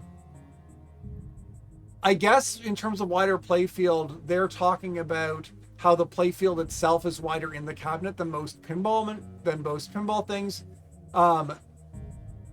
Because really you do want to be able to pack these pretty close together. Yeah. In your arcade to maximize space. Yeah. So, yeah, interesting. I'm not sure what the actual. I'm not sure how much of a benefit that would be. Yeah. Time 2000, the first pinball machine for which Jarvis did the programming, was Time 2000. Like the Atarians, it featured a wide-body playfield for more scoring opportunities. And more ball action. Quote, in keeping with the time theme, it featured 2 clocks in the playfield that advanced bonus counters, designed by Marty Rosenthal. Oh, I do wow. love the rainbow gradient on the side and those Yep. tight diagonal lines. a new pinball. And so again, like that was so good. this has 2 sets of flippers at the bottom, like a very symmetrical playfield. Yeah. I like some of what they were doing. Like, obviously, it didn't work out, but it would be interesting to see if, like, some of the Atari stuff made it into any of the, like, pinball emulators. Which, you know, they didn't include. I don't think Digital Eclipse has that. Space Cadet Pinball has a fascinating story. The reason why it's not in Windows now is fascinating. And and I'm looking forward to playing the full Space Cadet Pinball someday, which doesn't. Sorry, the full tilt pinball, which was a Sierra / Maxis product, which included 3 tables. So there was Space Cadet Pinball, which has better resolution graphics in the original version than in the Windows version. There is also a pirate themed table. Yeah. And I think there's That one was other what table. Kate was talking about. Was it So like dinosaurs? Was it dinosaurs? uh I don't know. yeah, so But that seemed like maybe it was related. well, I have that I have the full full tilt pinball somewhere. Okay, no, but why isn't it included with Windows anymore? You never. Oh, it's not included with Windows anymore because Microsoft didn't have the original source code to Full Tilt Pinball because it wasn't their program. So they had a Microsoft modified version of Full Tilt Pinball, but when they tried to make it 64-bit, or I think 32-bit or something like that, it was a 16-bit program anyways. It wouldn't run on modern versions of Windows. And when they tried to make it run, the ball would just go through the flippers because the math all went wonky. And so they couldn't fix their coding. Oh no. And so then there's Airborne Avenger, the first pinball game designed by Steve Ritchie, who went on to create famed machines like Black Knight and High Speed, and who still designs pinball machines to this game. To that, still designs pinballs to this day. Is that what it's called? That's the plural of pinball? Is pinballs? I would presume this is being used in that like professional colloquialism way of like pinball machines shortened to pinballs, still designs pinballs to this day. And so here we have 1 to 4 can play on this. That That's beautiful. A beautiful art. That is gorgeous. And that is it's very interesting how similar the tables all are to each other. Like, well, in terms of what you can do on them, well, I actually noticed that yeah, this the one in layout. particular, super different from the first one we looked at. Yeah. But this is Space Cadet. Like, sorry, it's not precisely. I can guarantee that. Yeah. But like, it's got the launcher on the one side where you have to go up and around the back. It has the bit in the center where if you go behind it, you have the 2 bumpers Yep. that ding you around. Like, there's a few differences, but this is what I'm used to in the drop channels on either side. Yep. That is the closest thing we've seen so far to the Space Cadet board that I'm familiar with. Various specials. And then Hercules, at 7 feet tall, 8 feet deep, and over 3 feet wide. Atari's Hercules is the biggest commercial pinball machine ever manufactured. How much you want to bet that's because it wasn't actually better, and so it just cost more and took up more space? Instead of standard silver pinballs, it used pool cue balls. Oh my god! Ultimately, once players got past the novelty factor, Hercules wasn't fun. It was the last pinball machine Atari ever produced.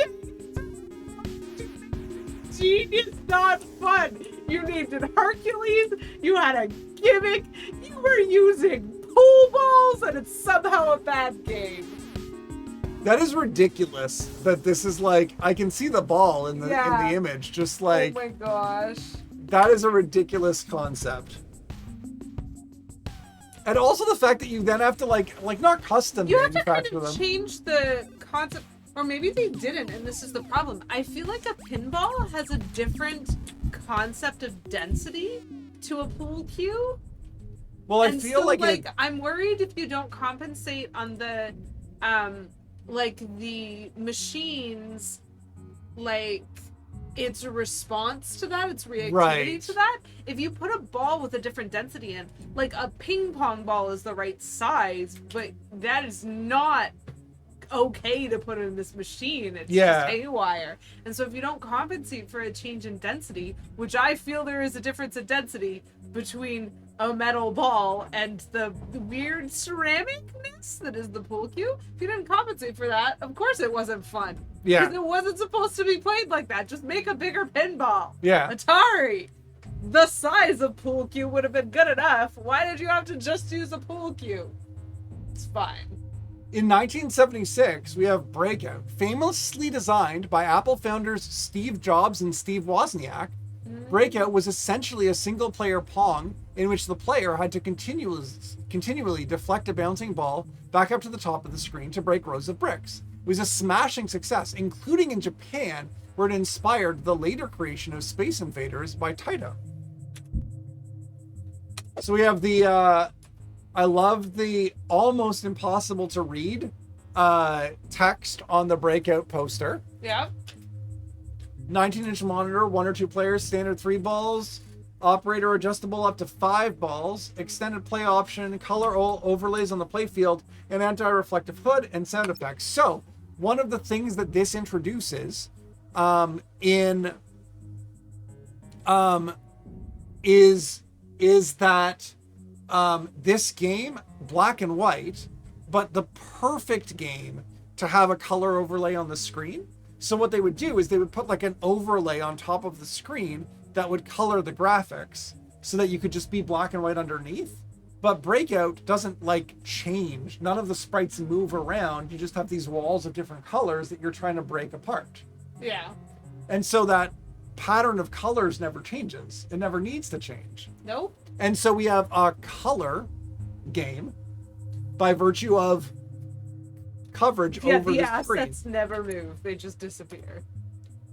And so color overlays over the playfield, sound effects, speakers located high in the cabinet, and fluorescent graphic panels attract players anywhere. A protective hood and a 15-degree playfield screen tilted angle cuts down on distracting reflections and glares. So, and then there's Neo Breakout in this collection, which exists. Well, we're not going to play Breakout again? Oh, we are going to play Breakout again. Oh, boy. I remember playing Breakout the first time. I am not good at this game, Chad. No, the nice thing about Breakout is that we do get to at least play Breakout with the trackpad. The trackball. Woo! So, like, maybe this will be okay. Maybe it'll be better than it was the last time I tried. So I think... Oh, and this is the attract mode of it. How many inserts can we do? Insert quarter in coin slot below. 1 quarter for 1 player, 2 quarters for 2 players. Press lighted start button. Press serve button to serve ball. Turn knob and move paddle back and forth and knock down. Game ends after 3 balls are served to each player. So, I think what we'll... presumes you hit L control twice to insert coins? I think so, but I think... Yeah, let's see how the controls work and see if it's going to work mouse on both of these. There we go. Because at the very least, this game, it's not at the same time. Player up is this one. Yep. And serve. Space serves. So you can see how the alignment of the color just gives that blue all over the paddle. And you get the red, the orange, the green, and the yellow.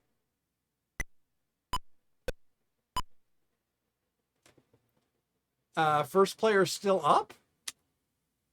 No, 1 player up to ball and play.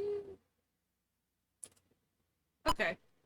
Player 1 is still the flashing Player one. 1 is still. That's fine. So we're still gonna see how this collection emulates things. I think this collection is still gonna fall into what I call frustrating Oh, no, it's getting faster. territory, wherein you can't arbitrarily put things in. Did That didn't even Did it serve just to a- ignore the second player? Yep. That's rude. Yeah! I'm like literally right here. Like we've put 2 things in. Let's see what it does. Let's just look at the... So player up is 1. Yeah, 1 player Ball up, in play is ball in 1. I'm just going to keep a lookout onto things. Whoa, boy. 1 player up, second ball in play. So I think they have managed to fail to code 2 player into their emulator, which is not surprising, but it is disappointing. Yeah. Chad, I don't get to play. I mean, that's not true. Knos could absolutely let me play. Lady QEW absolutely gets to play. No, I was okay with this the first time.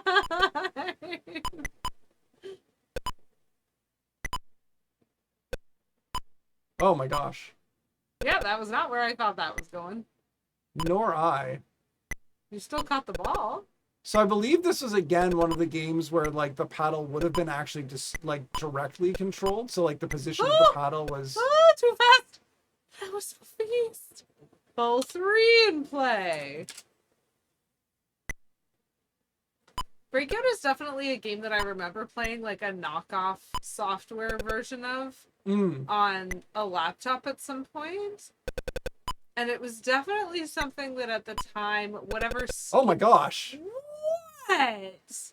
Okay. Whatever skin it had on to make it not Breakout was certainly fun enough that I played it for a while.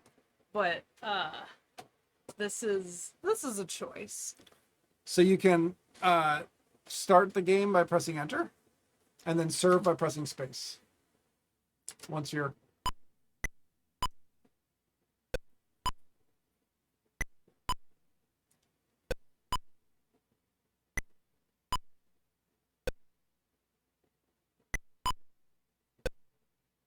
It's so nerve-wracking. Oh no! It's too fast! It's too fast! Slow down! Slow down! Slow down! My anxiety. So this would not be a good... This would not be a good doctor's office game!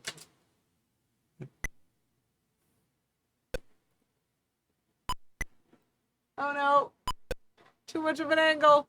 No! 9 points. Oh well. I'm curious about that speed up. I think it happened when I hit... So for me, when I hit it on an angle, it goes faster. Like the more angles it hits, the quicker it is.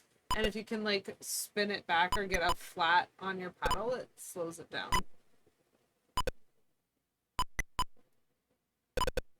But I think it went super speed when it got like up to a certain layer. Yeah, it also bounces faster off the higher layers, was what I noticed when you were playing. Like if you hit it off of green, it goes faster than if you hit it off of yellow. But if you hit it off of orange, it just went so much faster than anything that we had seen thus far. Kimenzel's so good at this. I might have to bump up the mouse sensitivity.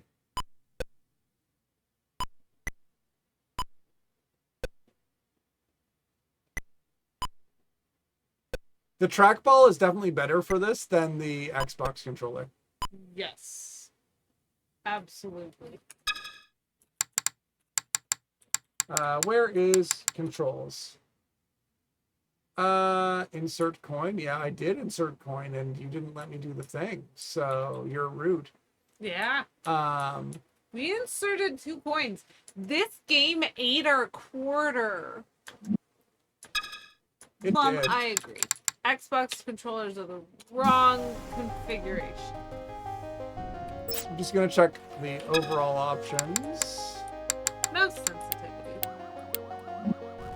Bump that back up. Get back over to Breakout. It's such a vibe of a song.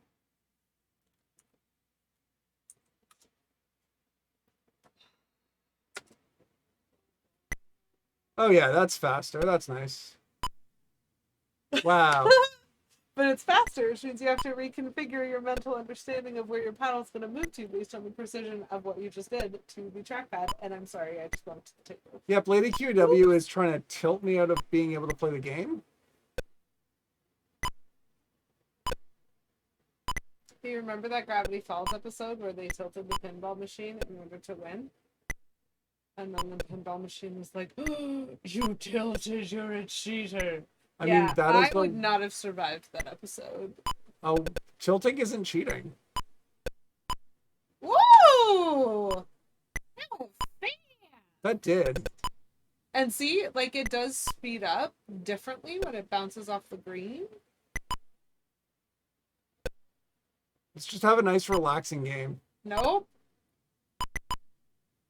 Not if you play like that. Apparently. So fast.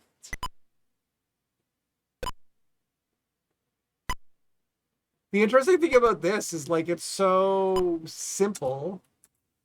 But it's so addictive. It definitely is eating my quarters. Yeah.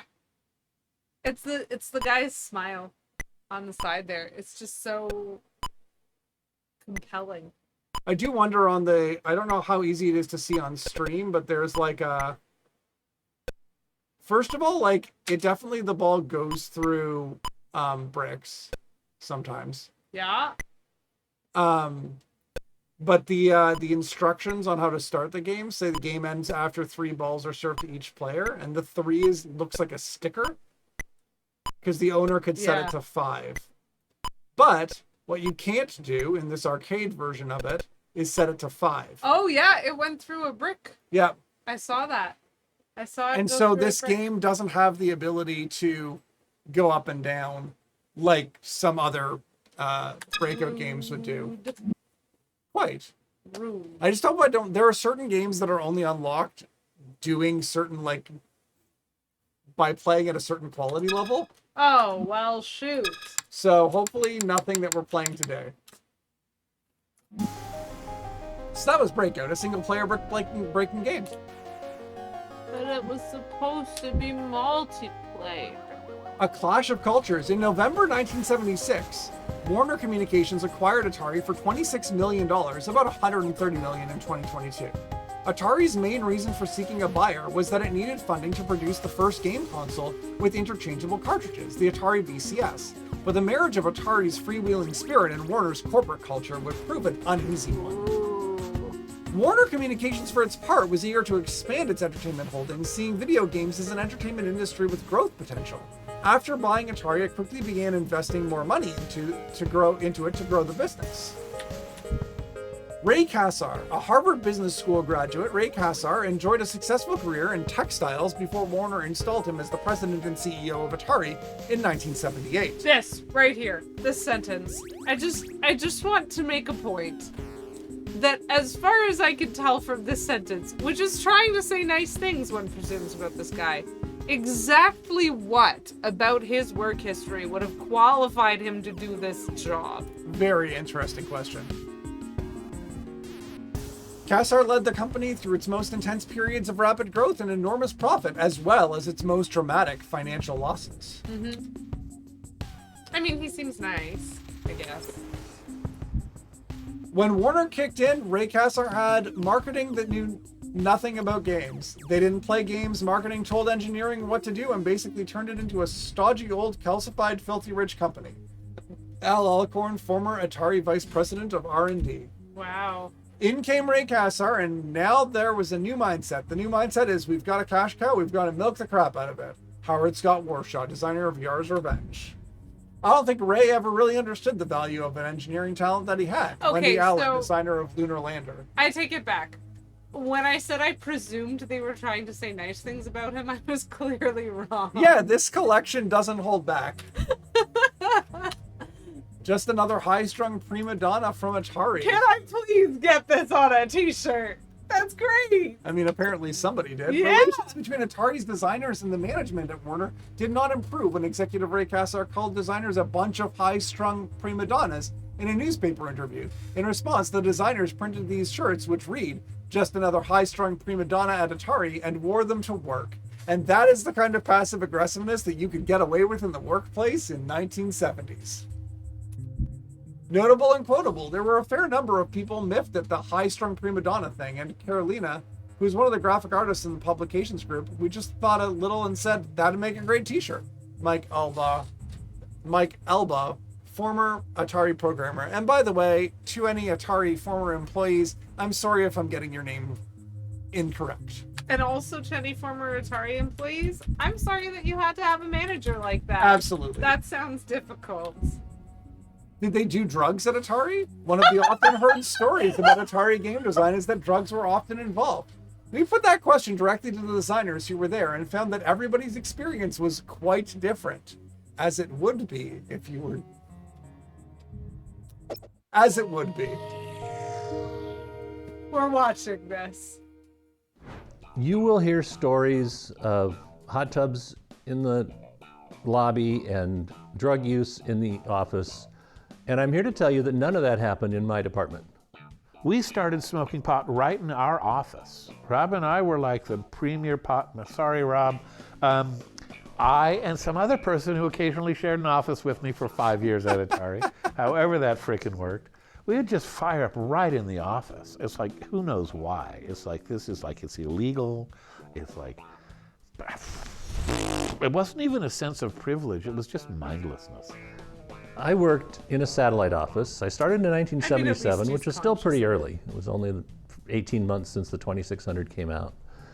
But there was no hot tub in the lobby of the office that I went to. There was no drug use in Atari, though I don't doubt that it was over where Howard and Todd Fry were working. Drugs were consumed at Atari by all kinds of people at all levels of management, from the bottom to the top and all over engineering. Not everybody did drugs, but some people did, and some people enjoyed them, and some people abused them, and some people went to the hospital on them. And, but by and large, drugs were a relatively nominal factor. Drugs, you know, there was a lot of marijuana, and it would participated a lot in brainstormings.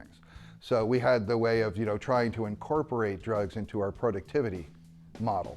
I went home and I smoked a joint, a little bit of cocaine and a little bit of psilocybin in it. And I was sitting there, it was about half gone when I realized, oh, you could do that. And it's like, I put it out and I went and I wrote a page of notes. And my design for that kernel was exactly what it ended up shipping. It was like, it was a tremendous amount of effort, actually, to get everything organized. You know, they did have good deliveries of cannabis in the inter-office mail. You know, that was probably the primary use of those yellow manila envelopes. So I think it was, you know, Fridays or Monday. I think it was Fridays when you get these really thick envelopes coming through the system. And, you know, and it was weird. There was a guy working there, and his job was he was the weed dealer. You know, Wow. That was his sole job at the whole company. And then who was it? And there was a very Reagan straight ruined German everything? VP of hardware down the hallway in the building. I have no idea. So Germans are coming. He complained to management about the smell of pot smoke in the corridors. So they got him an office in a different building. I have been asthmatic since I've been 12. I need drugs to breathe. I did not do drugs because drugs to me were something that let you get up in the morning, you know, and breathe. So and nor did I think I wanted to mix those things. The high of me was doing the work, and I was always a happy guy. So I just didn't feel I needed it. So I never did drugs, but there were a lot there. Don't put too much stock in the fact that every Atari employee was stoned out of their minds while making games. I mean, there was all kinds of drugs consumed at Atari, but the real drug at Atari was going into a store and seeing your product, seeing your game on a shelf.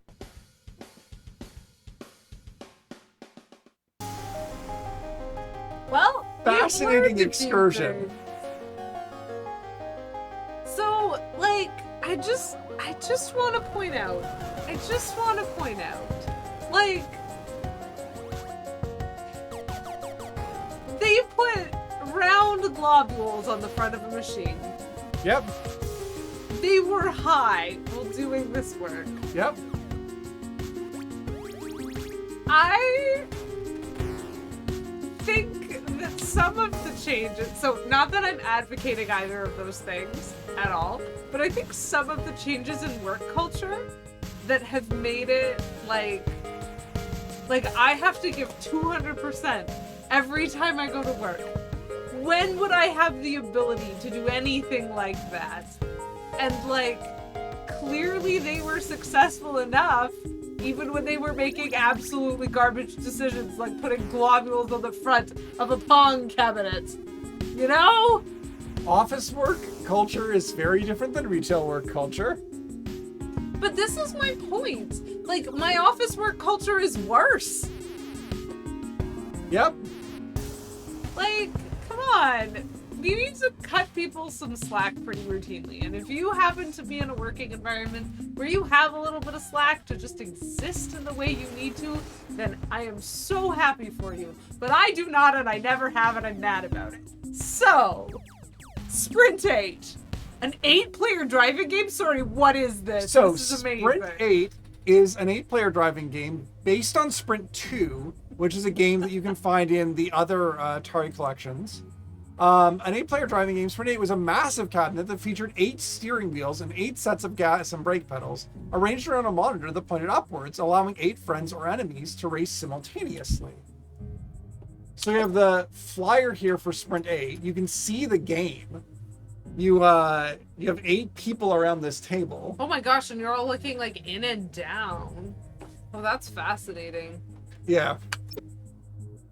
So this, and then you have the race. So this was an interesting.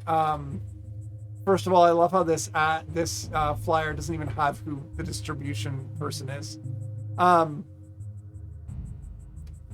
But the main thing that this had was a color monitor.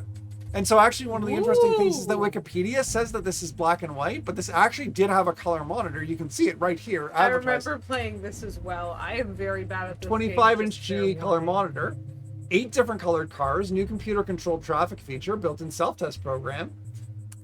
So this is one of the first, it's not even the first. So they started off with Sprint 2, which they're not mentioning. And then Sprint 4 came out. Sprint 2 was monochrome. Sprint 4 came out. That was color, 4 players. And then Sprint 8 was just like, well, I guess we should do the same thing, even bigger? So, Sprint 8. Let's give this a shot. This is going to have to be, I think, on Xbox controllers, unfortunately, for the 2-playerness. And I think you have the player 1 controller and I have the player 2 controller. Okay. I'll pay attention. So, an evolution of Key Games Indy 800 and an expansion of Atari's Sprint 2 and Sprint 4 co-ops. Sprint 8's original cabinet supplied drivers with a 4-way shifter, as well as gas and brake pedals, and in a nod to the 70s arcade culture, ashtrays. If 8 human players weren't racing, then the new 6502 processor controlled semi-autonomous traffic drone drivers to keep the track congested. Wow. So Sprint 2 is in the Atari Flashback Classics 2 collection for Xbox One, which I also have. So basically, we're about to play Sprint 2, some version of which we've played before. Yes, we've played Sprint 2 before. Except now there's going to be 6 other people on the road. Yes. Just existing and getting in my way. Yes. Okay. So we can see all of the little things. There's only up to 4 players in this version, it seems. Well, let's just sort out what the controls are. So, A is accelerate. High gear is the right. Low gear is the left. Track select with B. Okay. And start. Okay. And then you can turn with the analog stick. All right. Because they're cheap. So I press start. Yep.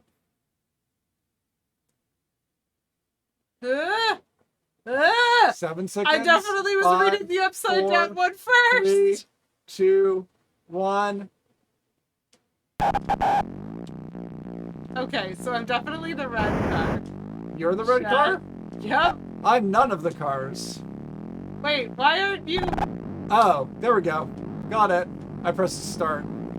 Sorry, I just went through walls. I'm still going through walls. Oh, I need to shift it to high gear. Why can't I turn in one of the directions?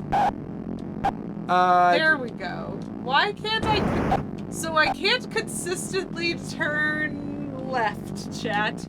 I can consistently turn right, but I am not able to consistently turn left. I have to like press and hold. I can't just like tap it. Oh my gosh. For the left turn. I'm definitely not doing the like gear shifting that I should be doing to do this well. See, that time I pressed left and it still set me right. So the turning I'm glad that these walls have 0 collision. Remember that the turning is relative, not absolute.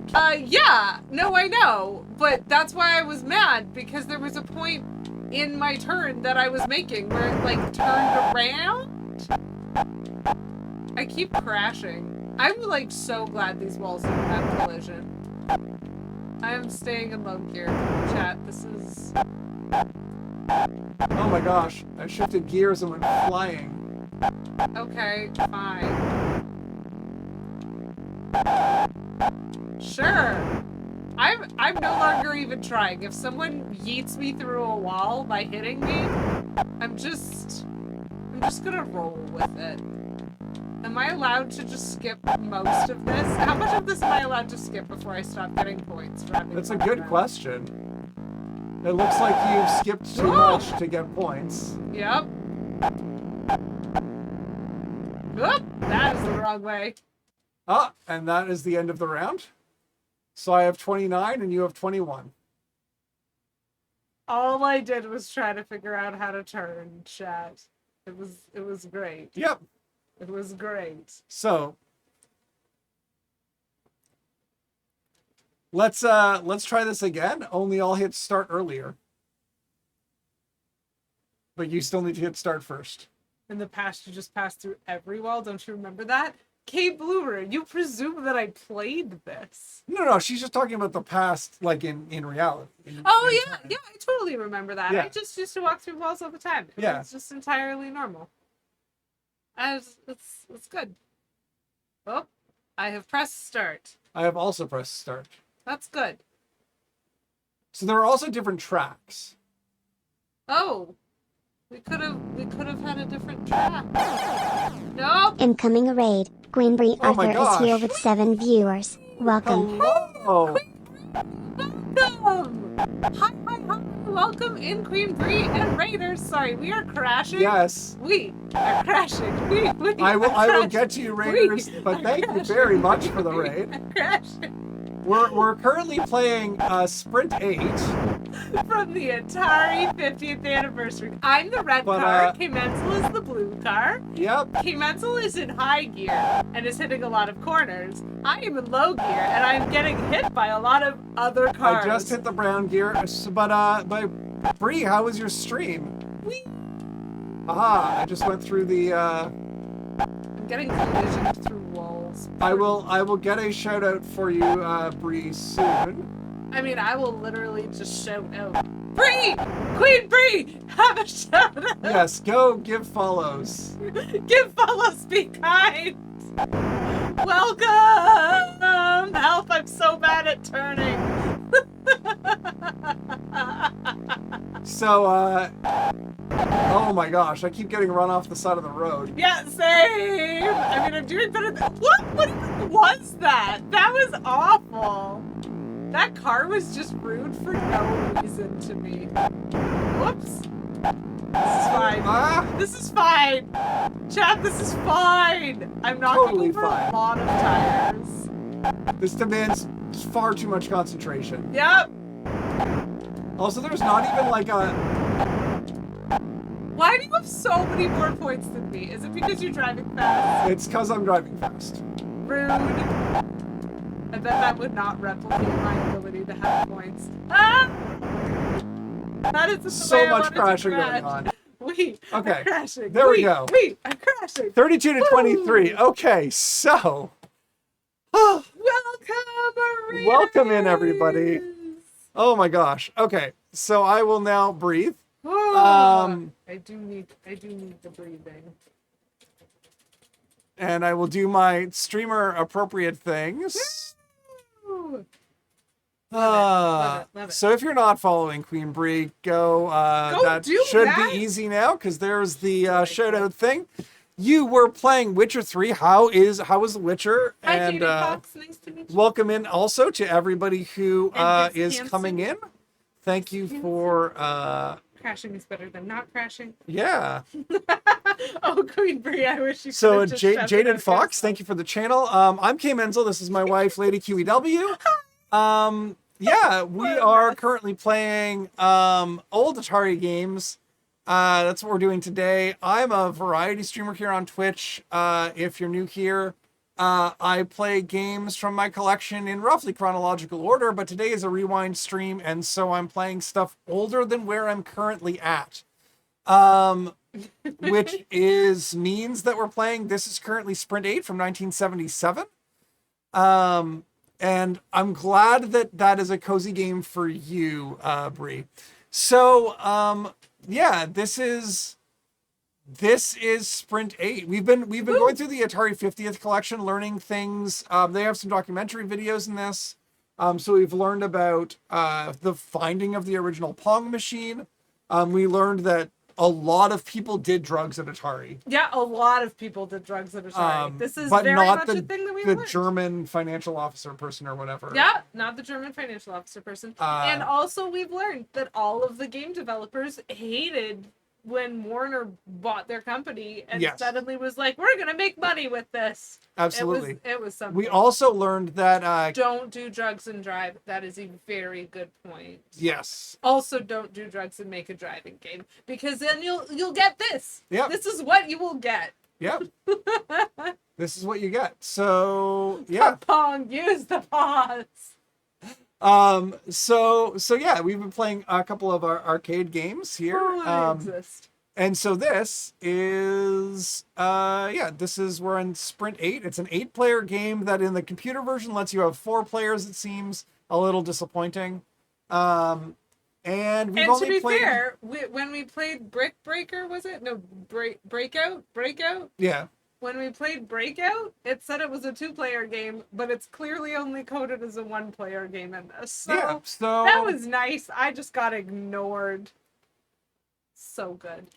I hope this is your favorite hoodie, because it's my favorite hoodie so far. It's my favorite hoodie. I just know that Lady QEW bought me hoodies, and I don't know what they are yet. So I might have a new hoodie. Secret. So Lady QEW, I don't know at all. I basically let Lady QEW He let me shop. Yeah, we occasionally have these online shops. Part of our relationship is we like to buy each other clothes. And so we know each other's sizing on certain particular shops, and we go from there. So, for example, the dress that Lady QW is wearing right now is a dress with a hood and pockets, I believe. No, this one doesn't have pockets. This one doesn't have pockets. The first one that you got me had pockets. So hood, but no pockets. But and, it's got the emo phase. This is just straight on the sleeve, but it's got the thumb holes. Yeah. This was my Christmas present from K. Menzel. Yeah. It is delightful. So, yeah. So nice. One of my Fashion show stream one. Well, I think Every Lady time I stream, it's a QW, Lady fashion QW show. does do that. And so everybody, if you're not following Lady QW, you can introduce yourself.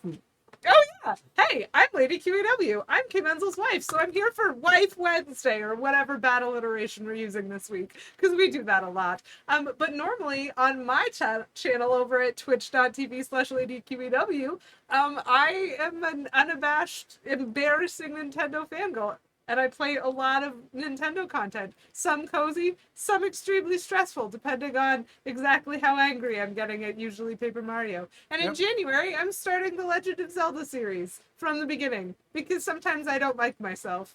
Yeah. So that's enjoyable.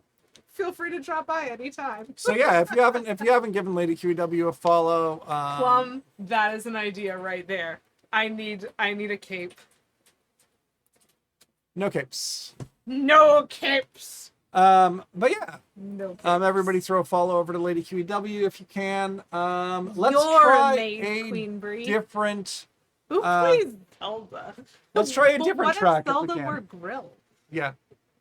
Try a different track. So Okay, B is that's the track selector. B. So I don't know if you have to press start and then B. Well, pressing B right now is not doing anything. So press start and then B. Start. And B. then B. There you go. B. You're changing the track. That one looks great. Nope. We're doing this one. Okay, lots of turns. This one looks impossible. Okay.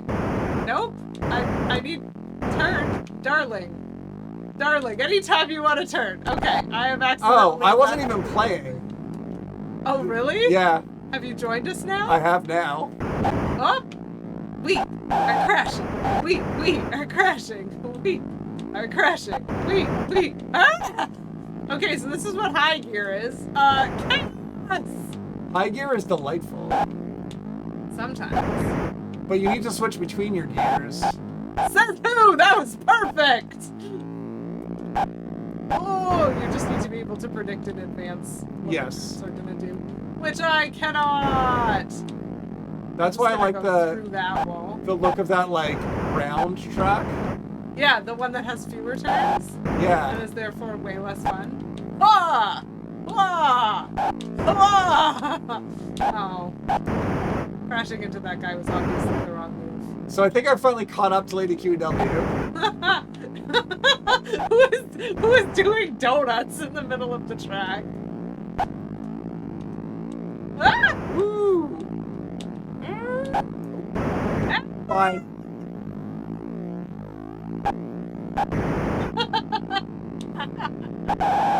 Oh my goodness. Ah! This is so ridiculous. Oh, Lady QW caught up to me. This is gonna be neck and neck.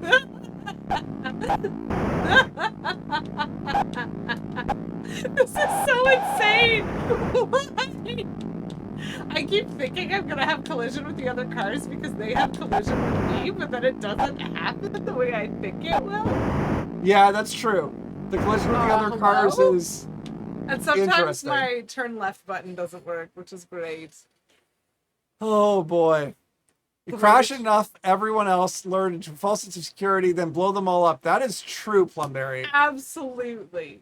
That is correct. Absolutely. I Oh my also gosh. enjoyed that mod phrase, Queen Brie. Yes. Permitted terms. Okay, well, you know what? 31 was my best score. So apparently if you refuse to use high gear, you score low. Who knew? It's true. You have to go fast. This is like Gotta go early fast! proto Sonic. Yeah. Yeah. Yeah. 8-player Sonic right here.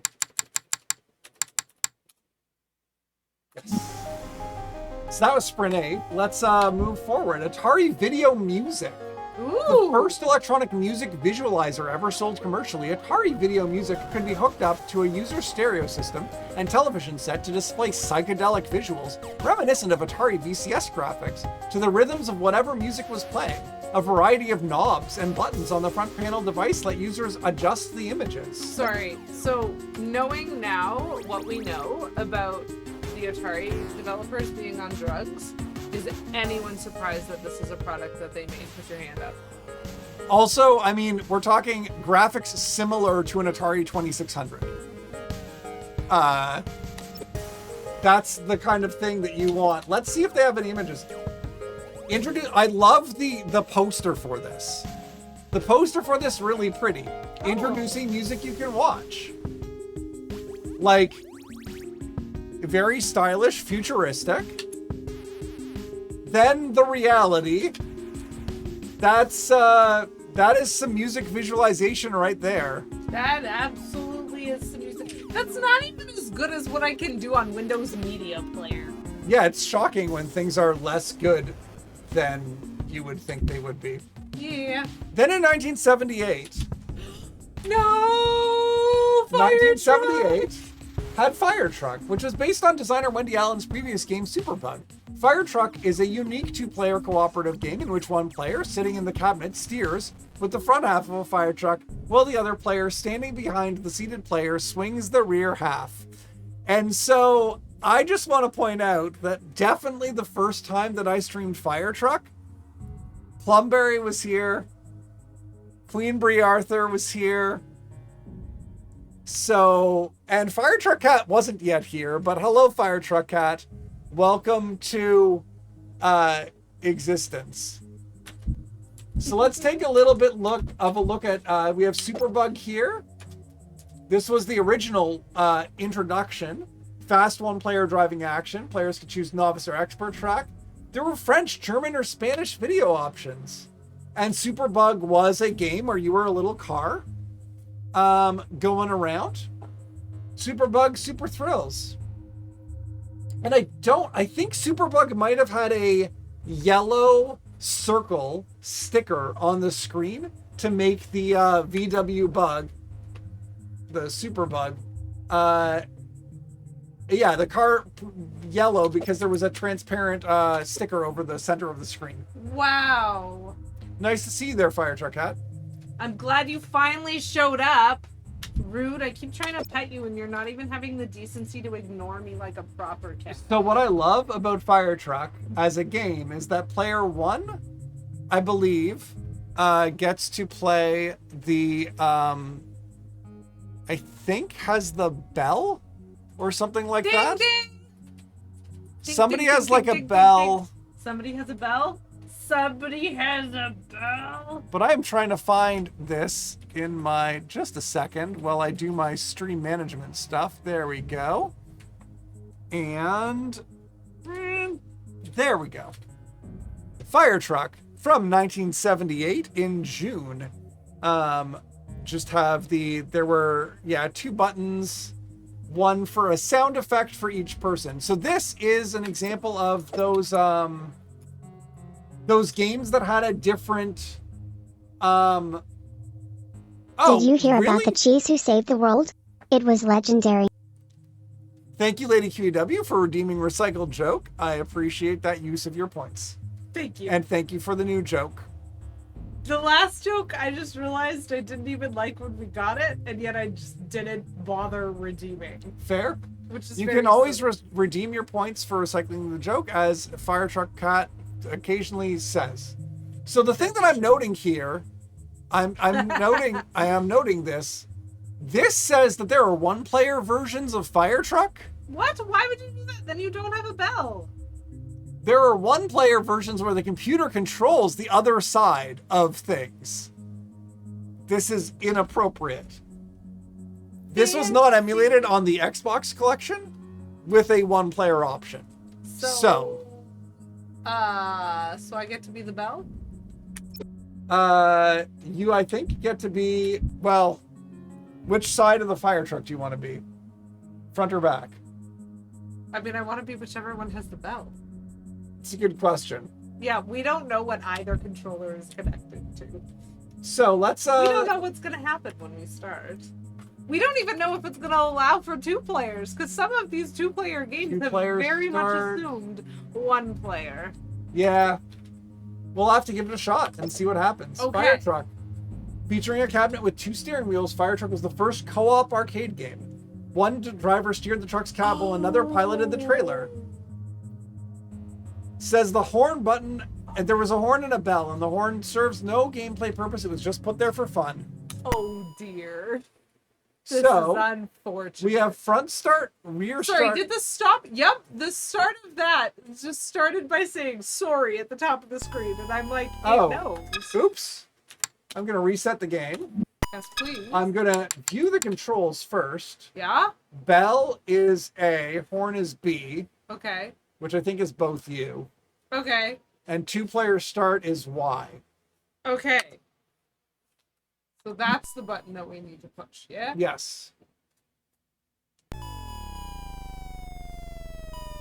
So you have to press A to move? Oh. None of Forward? my buttons are Are you doing moving anything. forward with the stick? Nope. The At all? stick is not doing anything. Interesting. The forward button is not doing Let us anything. examine our controls again. Accelerate is right trigger. Okay. So that is going to be you. There we go. You have to put now gas I on. understand why I'm not. Okay. So I can be a back and I can steer.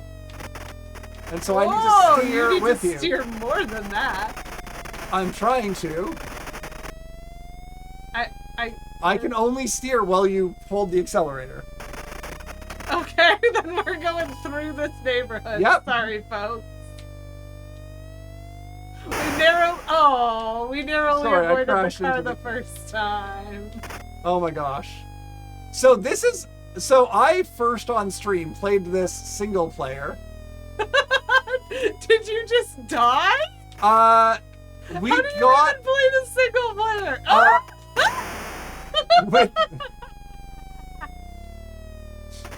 and I don't remember if everybody remembers all the the lore. Oh no, there's more. There were fire trucks. There was a fire truck, and we were racing to try to, I believe, save the kittens, who were definitely dead by now. Yep. They have absolutely died. We have crashed a lot. We have crashed a lot. So I believe on the Xbox version, to get the achievements, I had to get a score of like 200 or something like that. Wow, that was a turn that was not possible to make in real life, but which we managed. We're going to not make it to the kittens, is what I'm suggesting. Yeah. We never do. Isn't that the point of the game? And that is a thing. This is just a high score game that lasts for a certain amount of time. Fuel is not actual fuel, it's just seconds. Technically right now, Bree, I'm being Lady QEW second player. Yeah, I'm definitely the cab and the acceleration. He's the trailer. The thing that keeps jackknifing. That was me. And I'm the one who gets... That was me.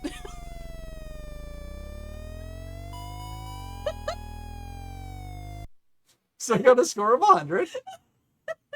And you get a bonus for 270.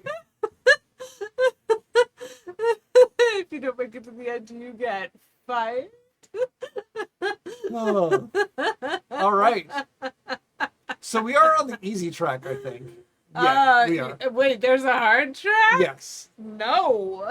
How about not? But we're All doing right. this again because it's fun.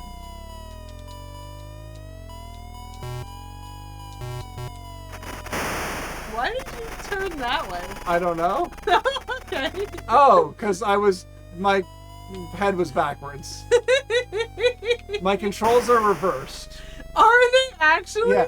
Oh, I'm so glad I'm the cab. Oh my gosh. So I have to counter steer. Oh no. So it's not easy being oh my gosh, sorry, I needed to wait. It's not easy playing this game. Yeah. Oh. Oh.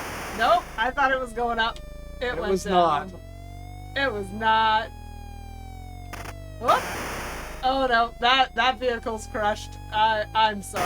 Oh shoot, I didn't turn my thing out of the way. So Ah! No, that was me, sorry. I take responsibility for that. I went too close. I flew too close to the sun. Yep. All of these crashes are my responsibility, chat. I do need space to turn to not I know. I was trying. What? Why? Like, I'm holding down the trigger. I'm not getting faster.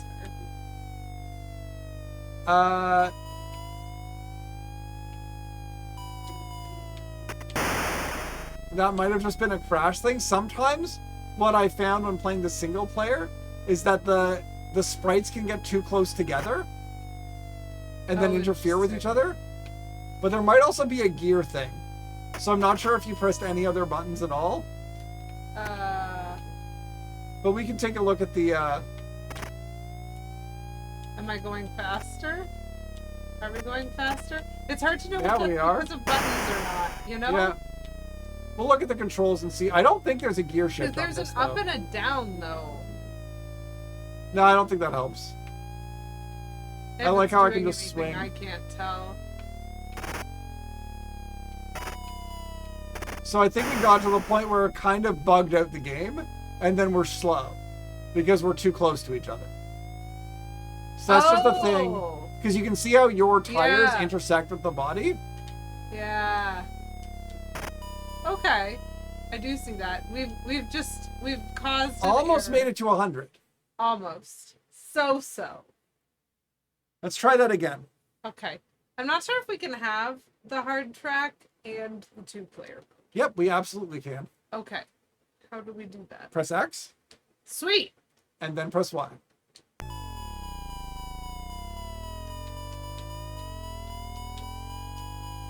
Oh, hello. Okay. Oh, there's oil spills, chat. Oh, there's things. Hello. Sorry, sir. You parked your car in a really bad location for this emergency. Yep. This emergency is getting more emergency. Oh, whoops. I think I went the wrong way. You definitely turned into the building. The wrong way. That oil spill is just gonna have to get out of the way, okay? So the hard track is certainly more damaging to my ability to know which way I'm going. Sorry, houses. This is fine. So Firetruck didn't have a red circle over the...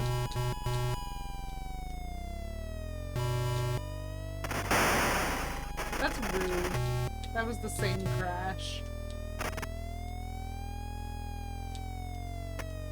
Oh, too far. My bad. And again. It's fine. This is fine.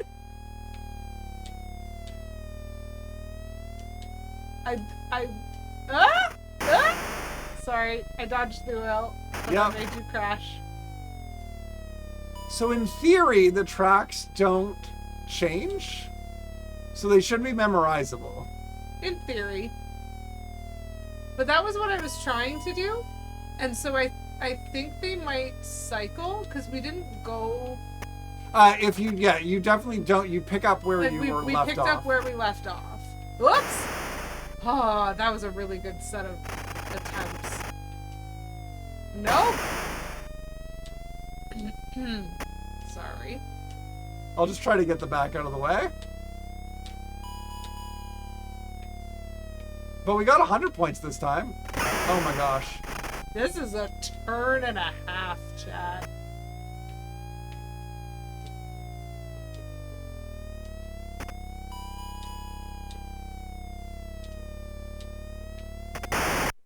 $110. Yep. High score. We're not good at this yet, but we could be. Yeah. I also honk the horn in a game that lets me, but the bell sounds nicer. The bell does sound a lot nicer. I think like originally on the arcade machine for this, it was an actual bell, but I could be wrong about that. That's cute. It's gonna check something in the controls. Yeah, there's no like gearing or anything like that. Nope. It just bugs out. It just got bugged out. Well, like when you mentioned it, that we looked too close together, I could see, because you see how there's clearly like a solid pixel of black line there? Yeah. And that wasn't there. Yeah. And so it definitely just broke. It's not a bug, it's a feature. I love this game. It's a great game. Whoop, whoop, whoop, whoop, whoop, whoop, whoop. Whoop, whoop, whoop, whoop, whoop, whoop, whoop, whoop. Oops. Whoop. It is such a difficult two-player game. Yep. And now I think our speed is going to be limited, maybe? Nope, it does not seem to be. Okay.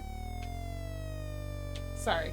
I'm like slowing us down so that we can not crash into things. Somewhat. Oh. And then we're gonna crash into them anyway. This is actually a really interesting one because I'm not worse at steering this. Sorry, I thought that arrow went in a different direction than it did. That's my fault. I'm not worse at steering this than I am at steering in the whatever Sprint 8 or whatever. Oh, fair. Like, I'm just as good at this, and that makes me think, you know what? I was always steering based on vibes anyway. Take that. Take that. Ah, dang. Oh, we survived that oil spill.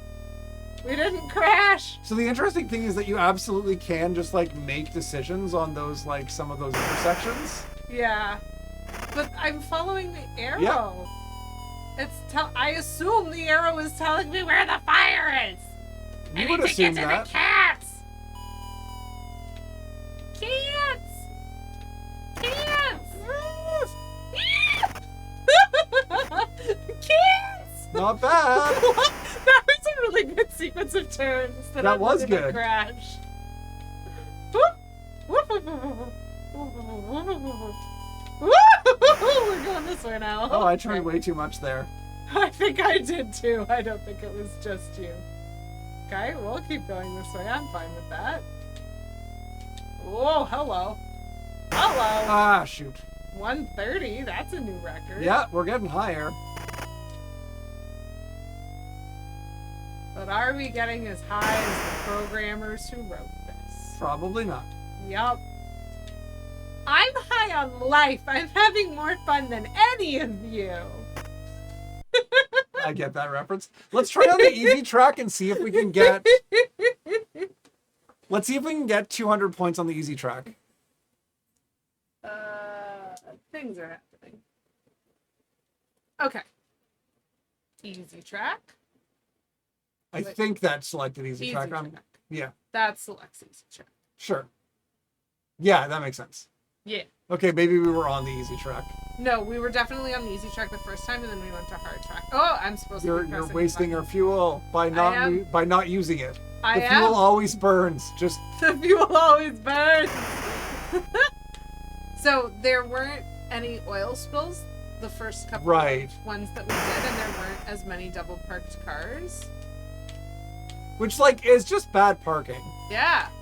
Like double parking is illegal. Shoot. That's why you get crushed. Sorry. Oh, that's an oil spill.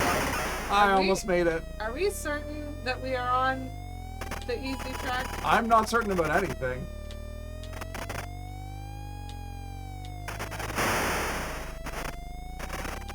I'm not even sure I know how to steer. I know I don't know how to steer. Oops. That definitely was me doing a bad steer. I don't think we're gonna get 200 on this run. Yeah, this is not the run. Oh, shoot. This is not. I assumed you were going to turn there. Nope. Why would I turn? I wasn't going to hit anything. Yeah, this is definitely not the run.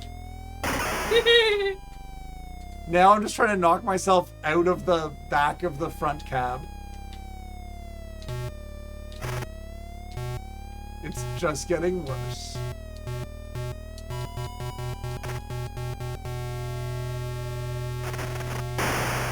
That's the horn.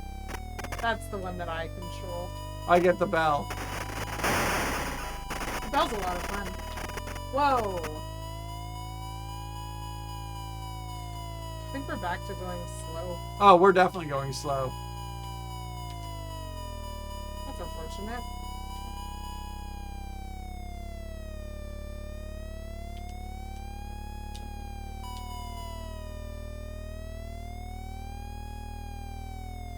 But we're gonna maybe clear 100 still.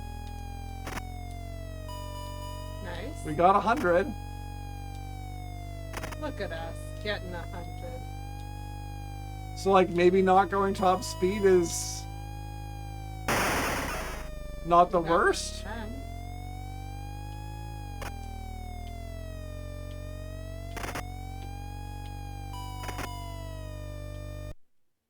Not bad. We got good that time. One presumes it's because we're on the easy track. Yep. Start it again. Let's go. Avoid the oil by not moving. Oh, that's so fast. Yeah, I need to like slow down a little earlier Yep. when it starts gaining that momentum. So I don't even know if you have to like, I think the trigger, you don't have to push the trigger all the way down. Like I think it should be variable. Interesting. I'm experimenting with that right now. Pardon me.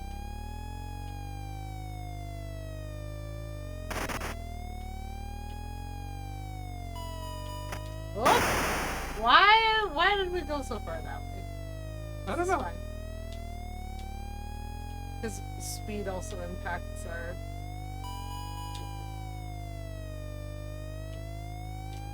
Ah! We survived! We survived that part! Oh, we didn't survive that part! Nope. That's fine! That's fine! That's fine!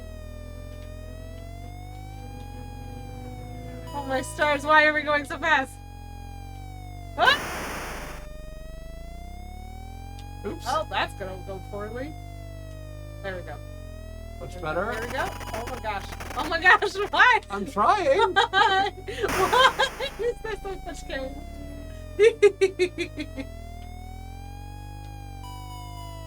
80. Oh, too fast. 90. So I think when I played the single player, I just had to drag the back around. Amazing. I mean, it's definitely possible. Because whether you're back or front, at some point in your steering, you do, like, cause the other one to change. Yeah. Lovely to see you. Lovely to see you, I Kate. hope your errands go well. Yes. And that your day is good. And this game is streets. Oh! Almost 150.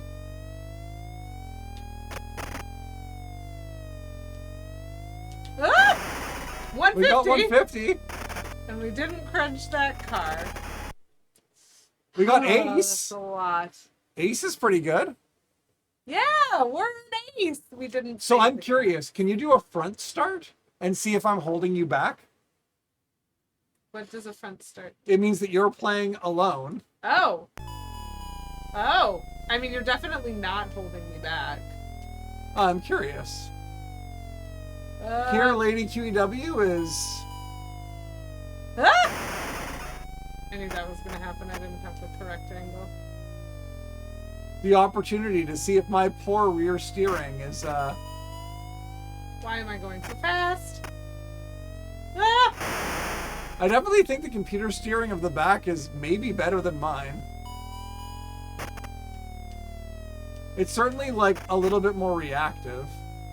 Whoops! I think what I'm learning is there are definitely some of these turns that I'm used to executing, like, with some help, like, dragging me in the other direction. Ah, fair.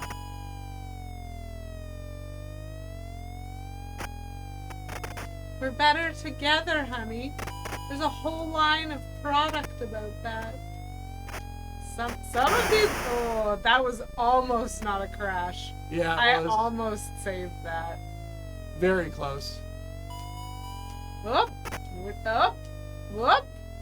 Well, hello. Oh boy! Oh boy! Oh boy! Dang it! See, K-Menzel would have managed that game. I'd certainly be managing better than this. Yeah! It didn't even try to move back. It did not at all. I think it definitely, like, reacts as best it can to the steering that I'm doing. Yeah. But it gives me responsibility to fix some of those difficult situations that would be much more easily fixed by, like, a single turn from you. Because, see, it's not fixing that. It Yeah. only steers when I do. Yeah. And on a straightaway, you would have just fixed that. Whoop!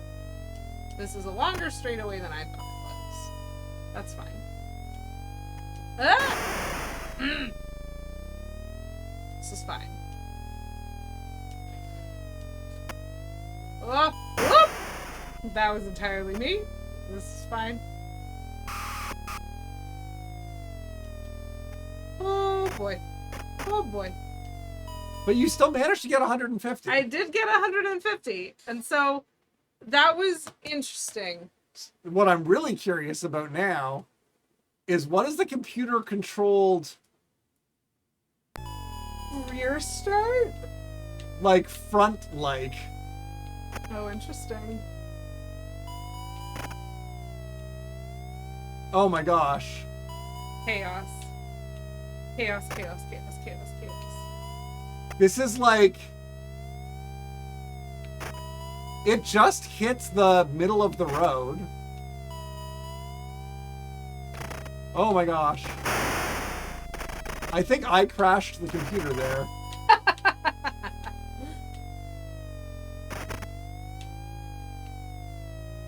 This is a delightful soundtrack. Absolutely what people want to be hearing constantly. Oh, absolutely. You're definitely better at the higher speed than I am. Well, it's different when you're not having to steer at all. That's fair. Good point. So I think that's a good point. Because you can kind of wiggle a little bit back and forth without impacting with the front cars. Yeah. Well, this is the way to do it. This is how to save the cats, chat. Yeah, we've never had this opportunity before. Firetruck Cat might not be a ghost if we were playing it like this on the Xbox. Yeah. Like, blowing this out of the water as a score. This is what happens when you let the computer steer the front end of a car for you. Because you've got 200. Look at that. We might even get extra. Oops, we might not. Like, it knows where it's going in a It way does. that I do not. Yep. It's got the track memorized. The computer, chat. it's like the computer, oh, shoot. It's like the computer knows what it's doing.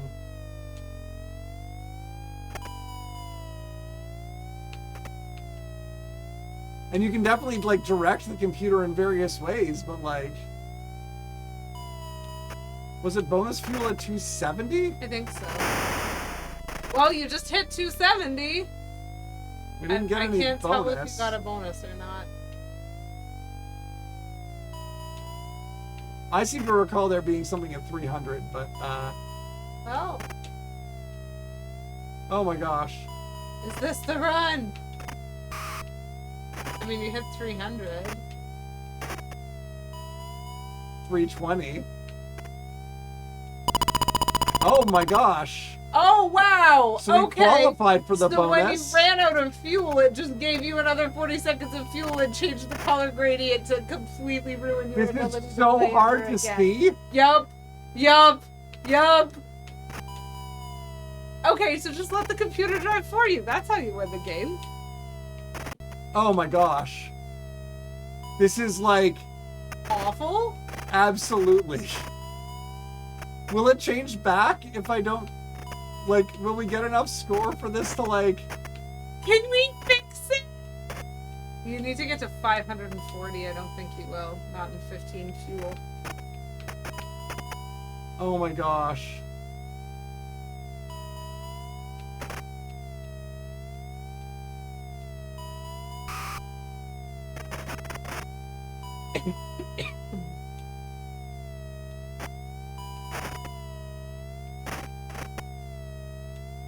So can you imagine being like at an arcade? Woo! 500 ace. So it's still ace. All right. Anything So over 200, I think, is an ace. Thank you. I want to see Lady Wait, 3W play No. this as the rear Why would you expose me like this? because I'm curious. Do I not get to accelerate? Nope. You get no control. You are only steering. And you're counter steering. Am I? Well, you're doing what you... I don't know what that means. Okay.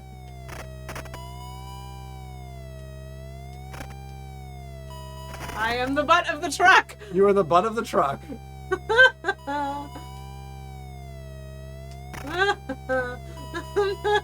It's so fast. It's Why is it so fast. Why is it so fast? I hate it. It's so fast.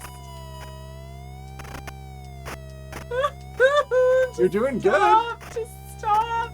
I want to be.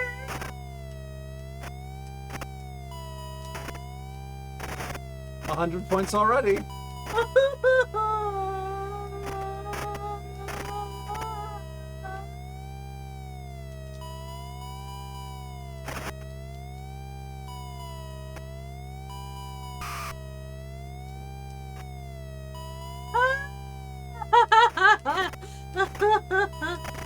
I'm like holding with bated breath. Why? Have I got the kittens? Did we say kittens? I don't know if going all bright is good for the kittens or not. Maybe it's when we were going after the ghost kittens. Maybe. Oh! First crash at 220! Yep. Dang, that was an impressive run. Very. Aw. It definitely is able to go faster than like we can when like you get too close. Yeah. So it has speed capabilities that like... Oh, to be fair, we had the speed capability as well. Whenever the bug wasn't worked, I would just stop it because I don't have the ability to react to the walls and steer at this speed. Yep.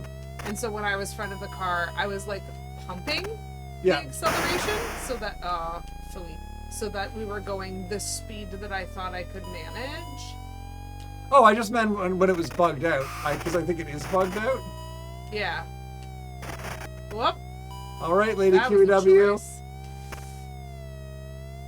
6, I 5, hate this. 4, I hate it. 3, I hate it. 2, 1, and get blinded. Get blinded. Oh, this is garbage.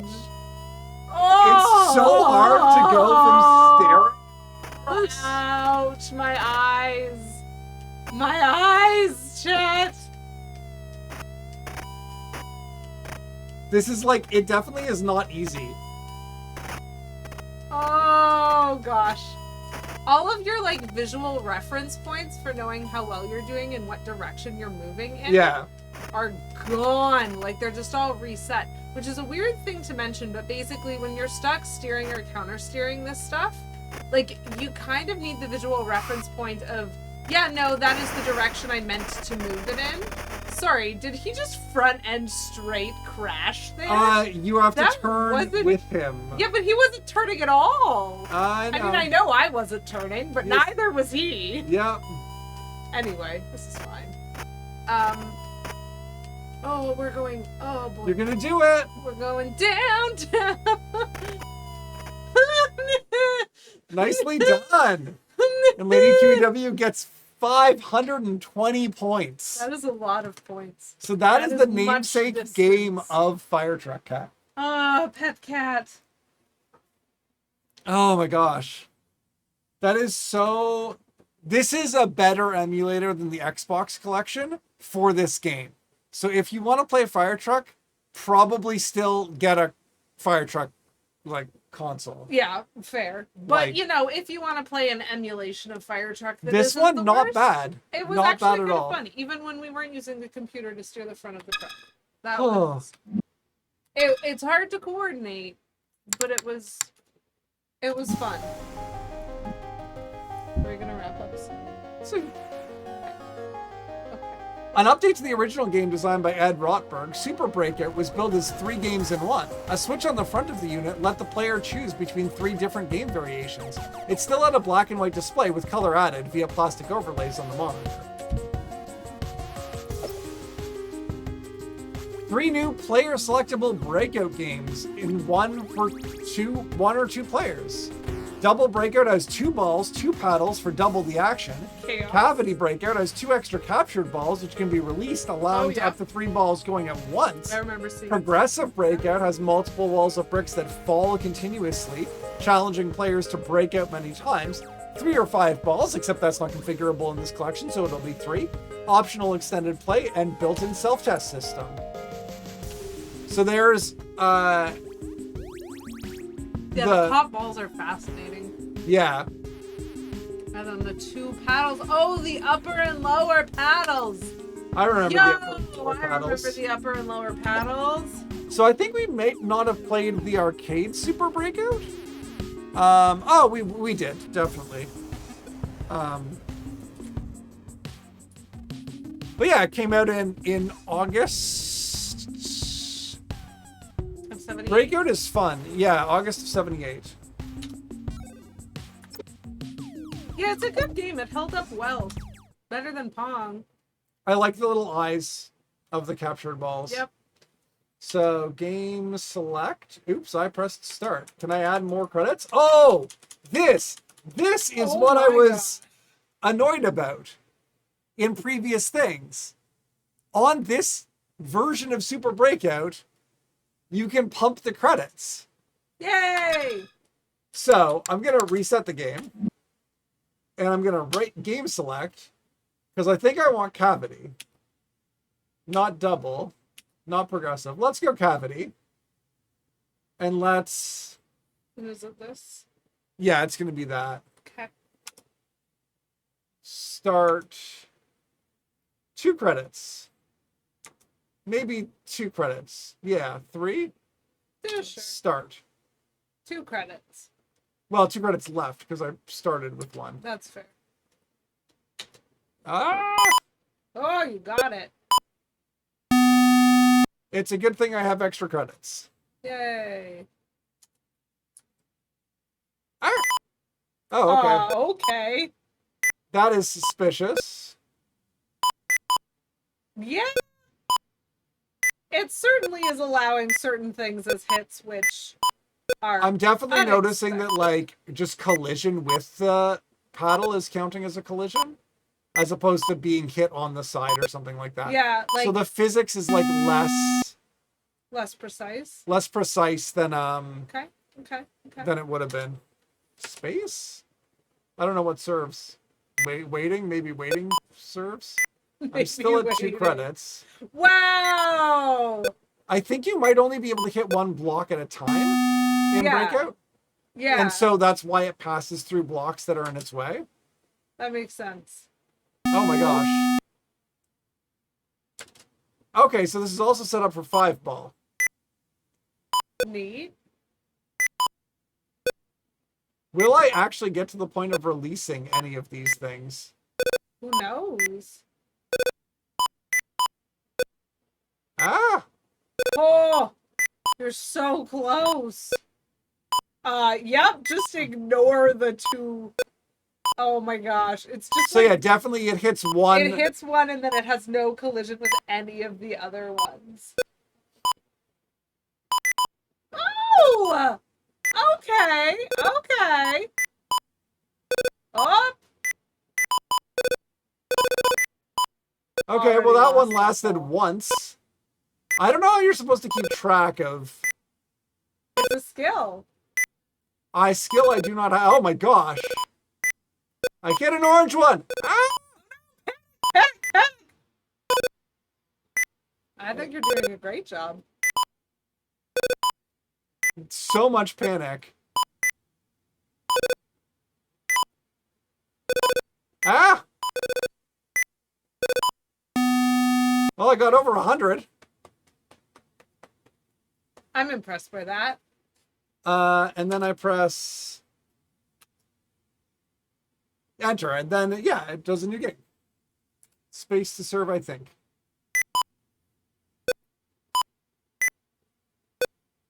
Nope. I'm very bad at this sort of game, chat.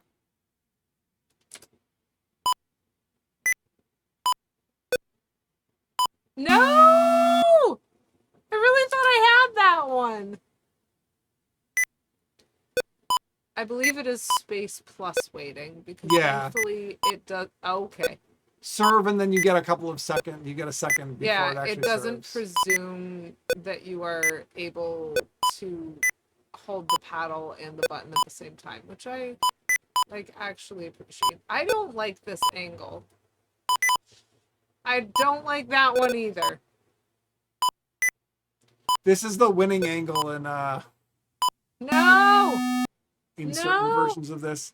Have fun, Plum. We will definitely let you know if Greg Lucas comes back. No! Why am I so bad? No! 16. So that is Super Breakout. I don't know if we have to, again, there are like unlock things that are required in various things. So I'll chase that down for next time. But thank you for coming out, Plumberry. Thank you for coming out, everybody else who did. If you came in from a raid, nice to see you again. Thank you specifically to Kate Bloomer and to Queen Bree for the raid. Absolutely. That was lovely. That was lovely to have them. And so that is the first bit of this little bit of rewinding. Woo. Which is fun. I'm enjoying this rewind. We didn't get to play any sports games. Yeah! Wait, sorry. You don't think ping pong is a sports I game? do not think that Pong counts as a sports game. You know what? I agree, but also my strategy worked. That's fair. So my strategy of enjoying myself. I'll tighten up my library of spreadsheetness and figure out what's going on there. But I think that we will head over and go on a raid to somebody else who's doing some retro stuff. Make sure you spread love and not trash today. Absolutely. So we are and going if you happen to to be curious about Nintendo content, I'm most likely streaming tomorrow at 7 p.m. Yes. EST over at Lady twitch.tv/LadyQEW. If you feel like joining me, it's a weird stream. Rare for me. evening stream. Normally I don't stream in the evenings, but I will be doing that tomorrow. So, you know, it would be nice. It would be nice. So we are going to go over and raid Point Then Click. Ooh, cool. Love who is her. currently and why did that not work? Oh, because I did not have two T's. Never mind. There we go. Another wonderful streamer of older things. Does a lot of point and click adventure games. Love it. So we're gonna send a raid over there because she is having her 1-year streamiversary. Woo!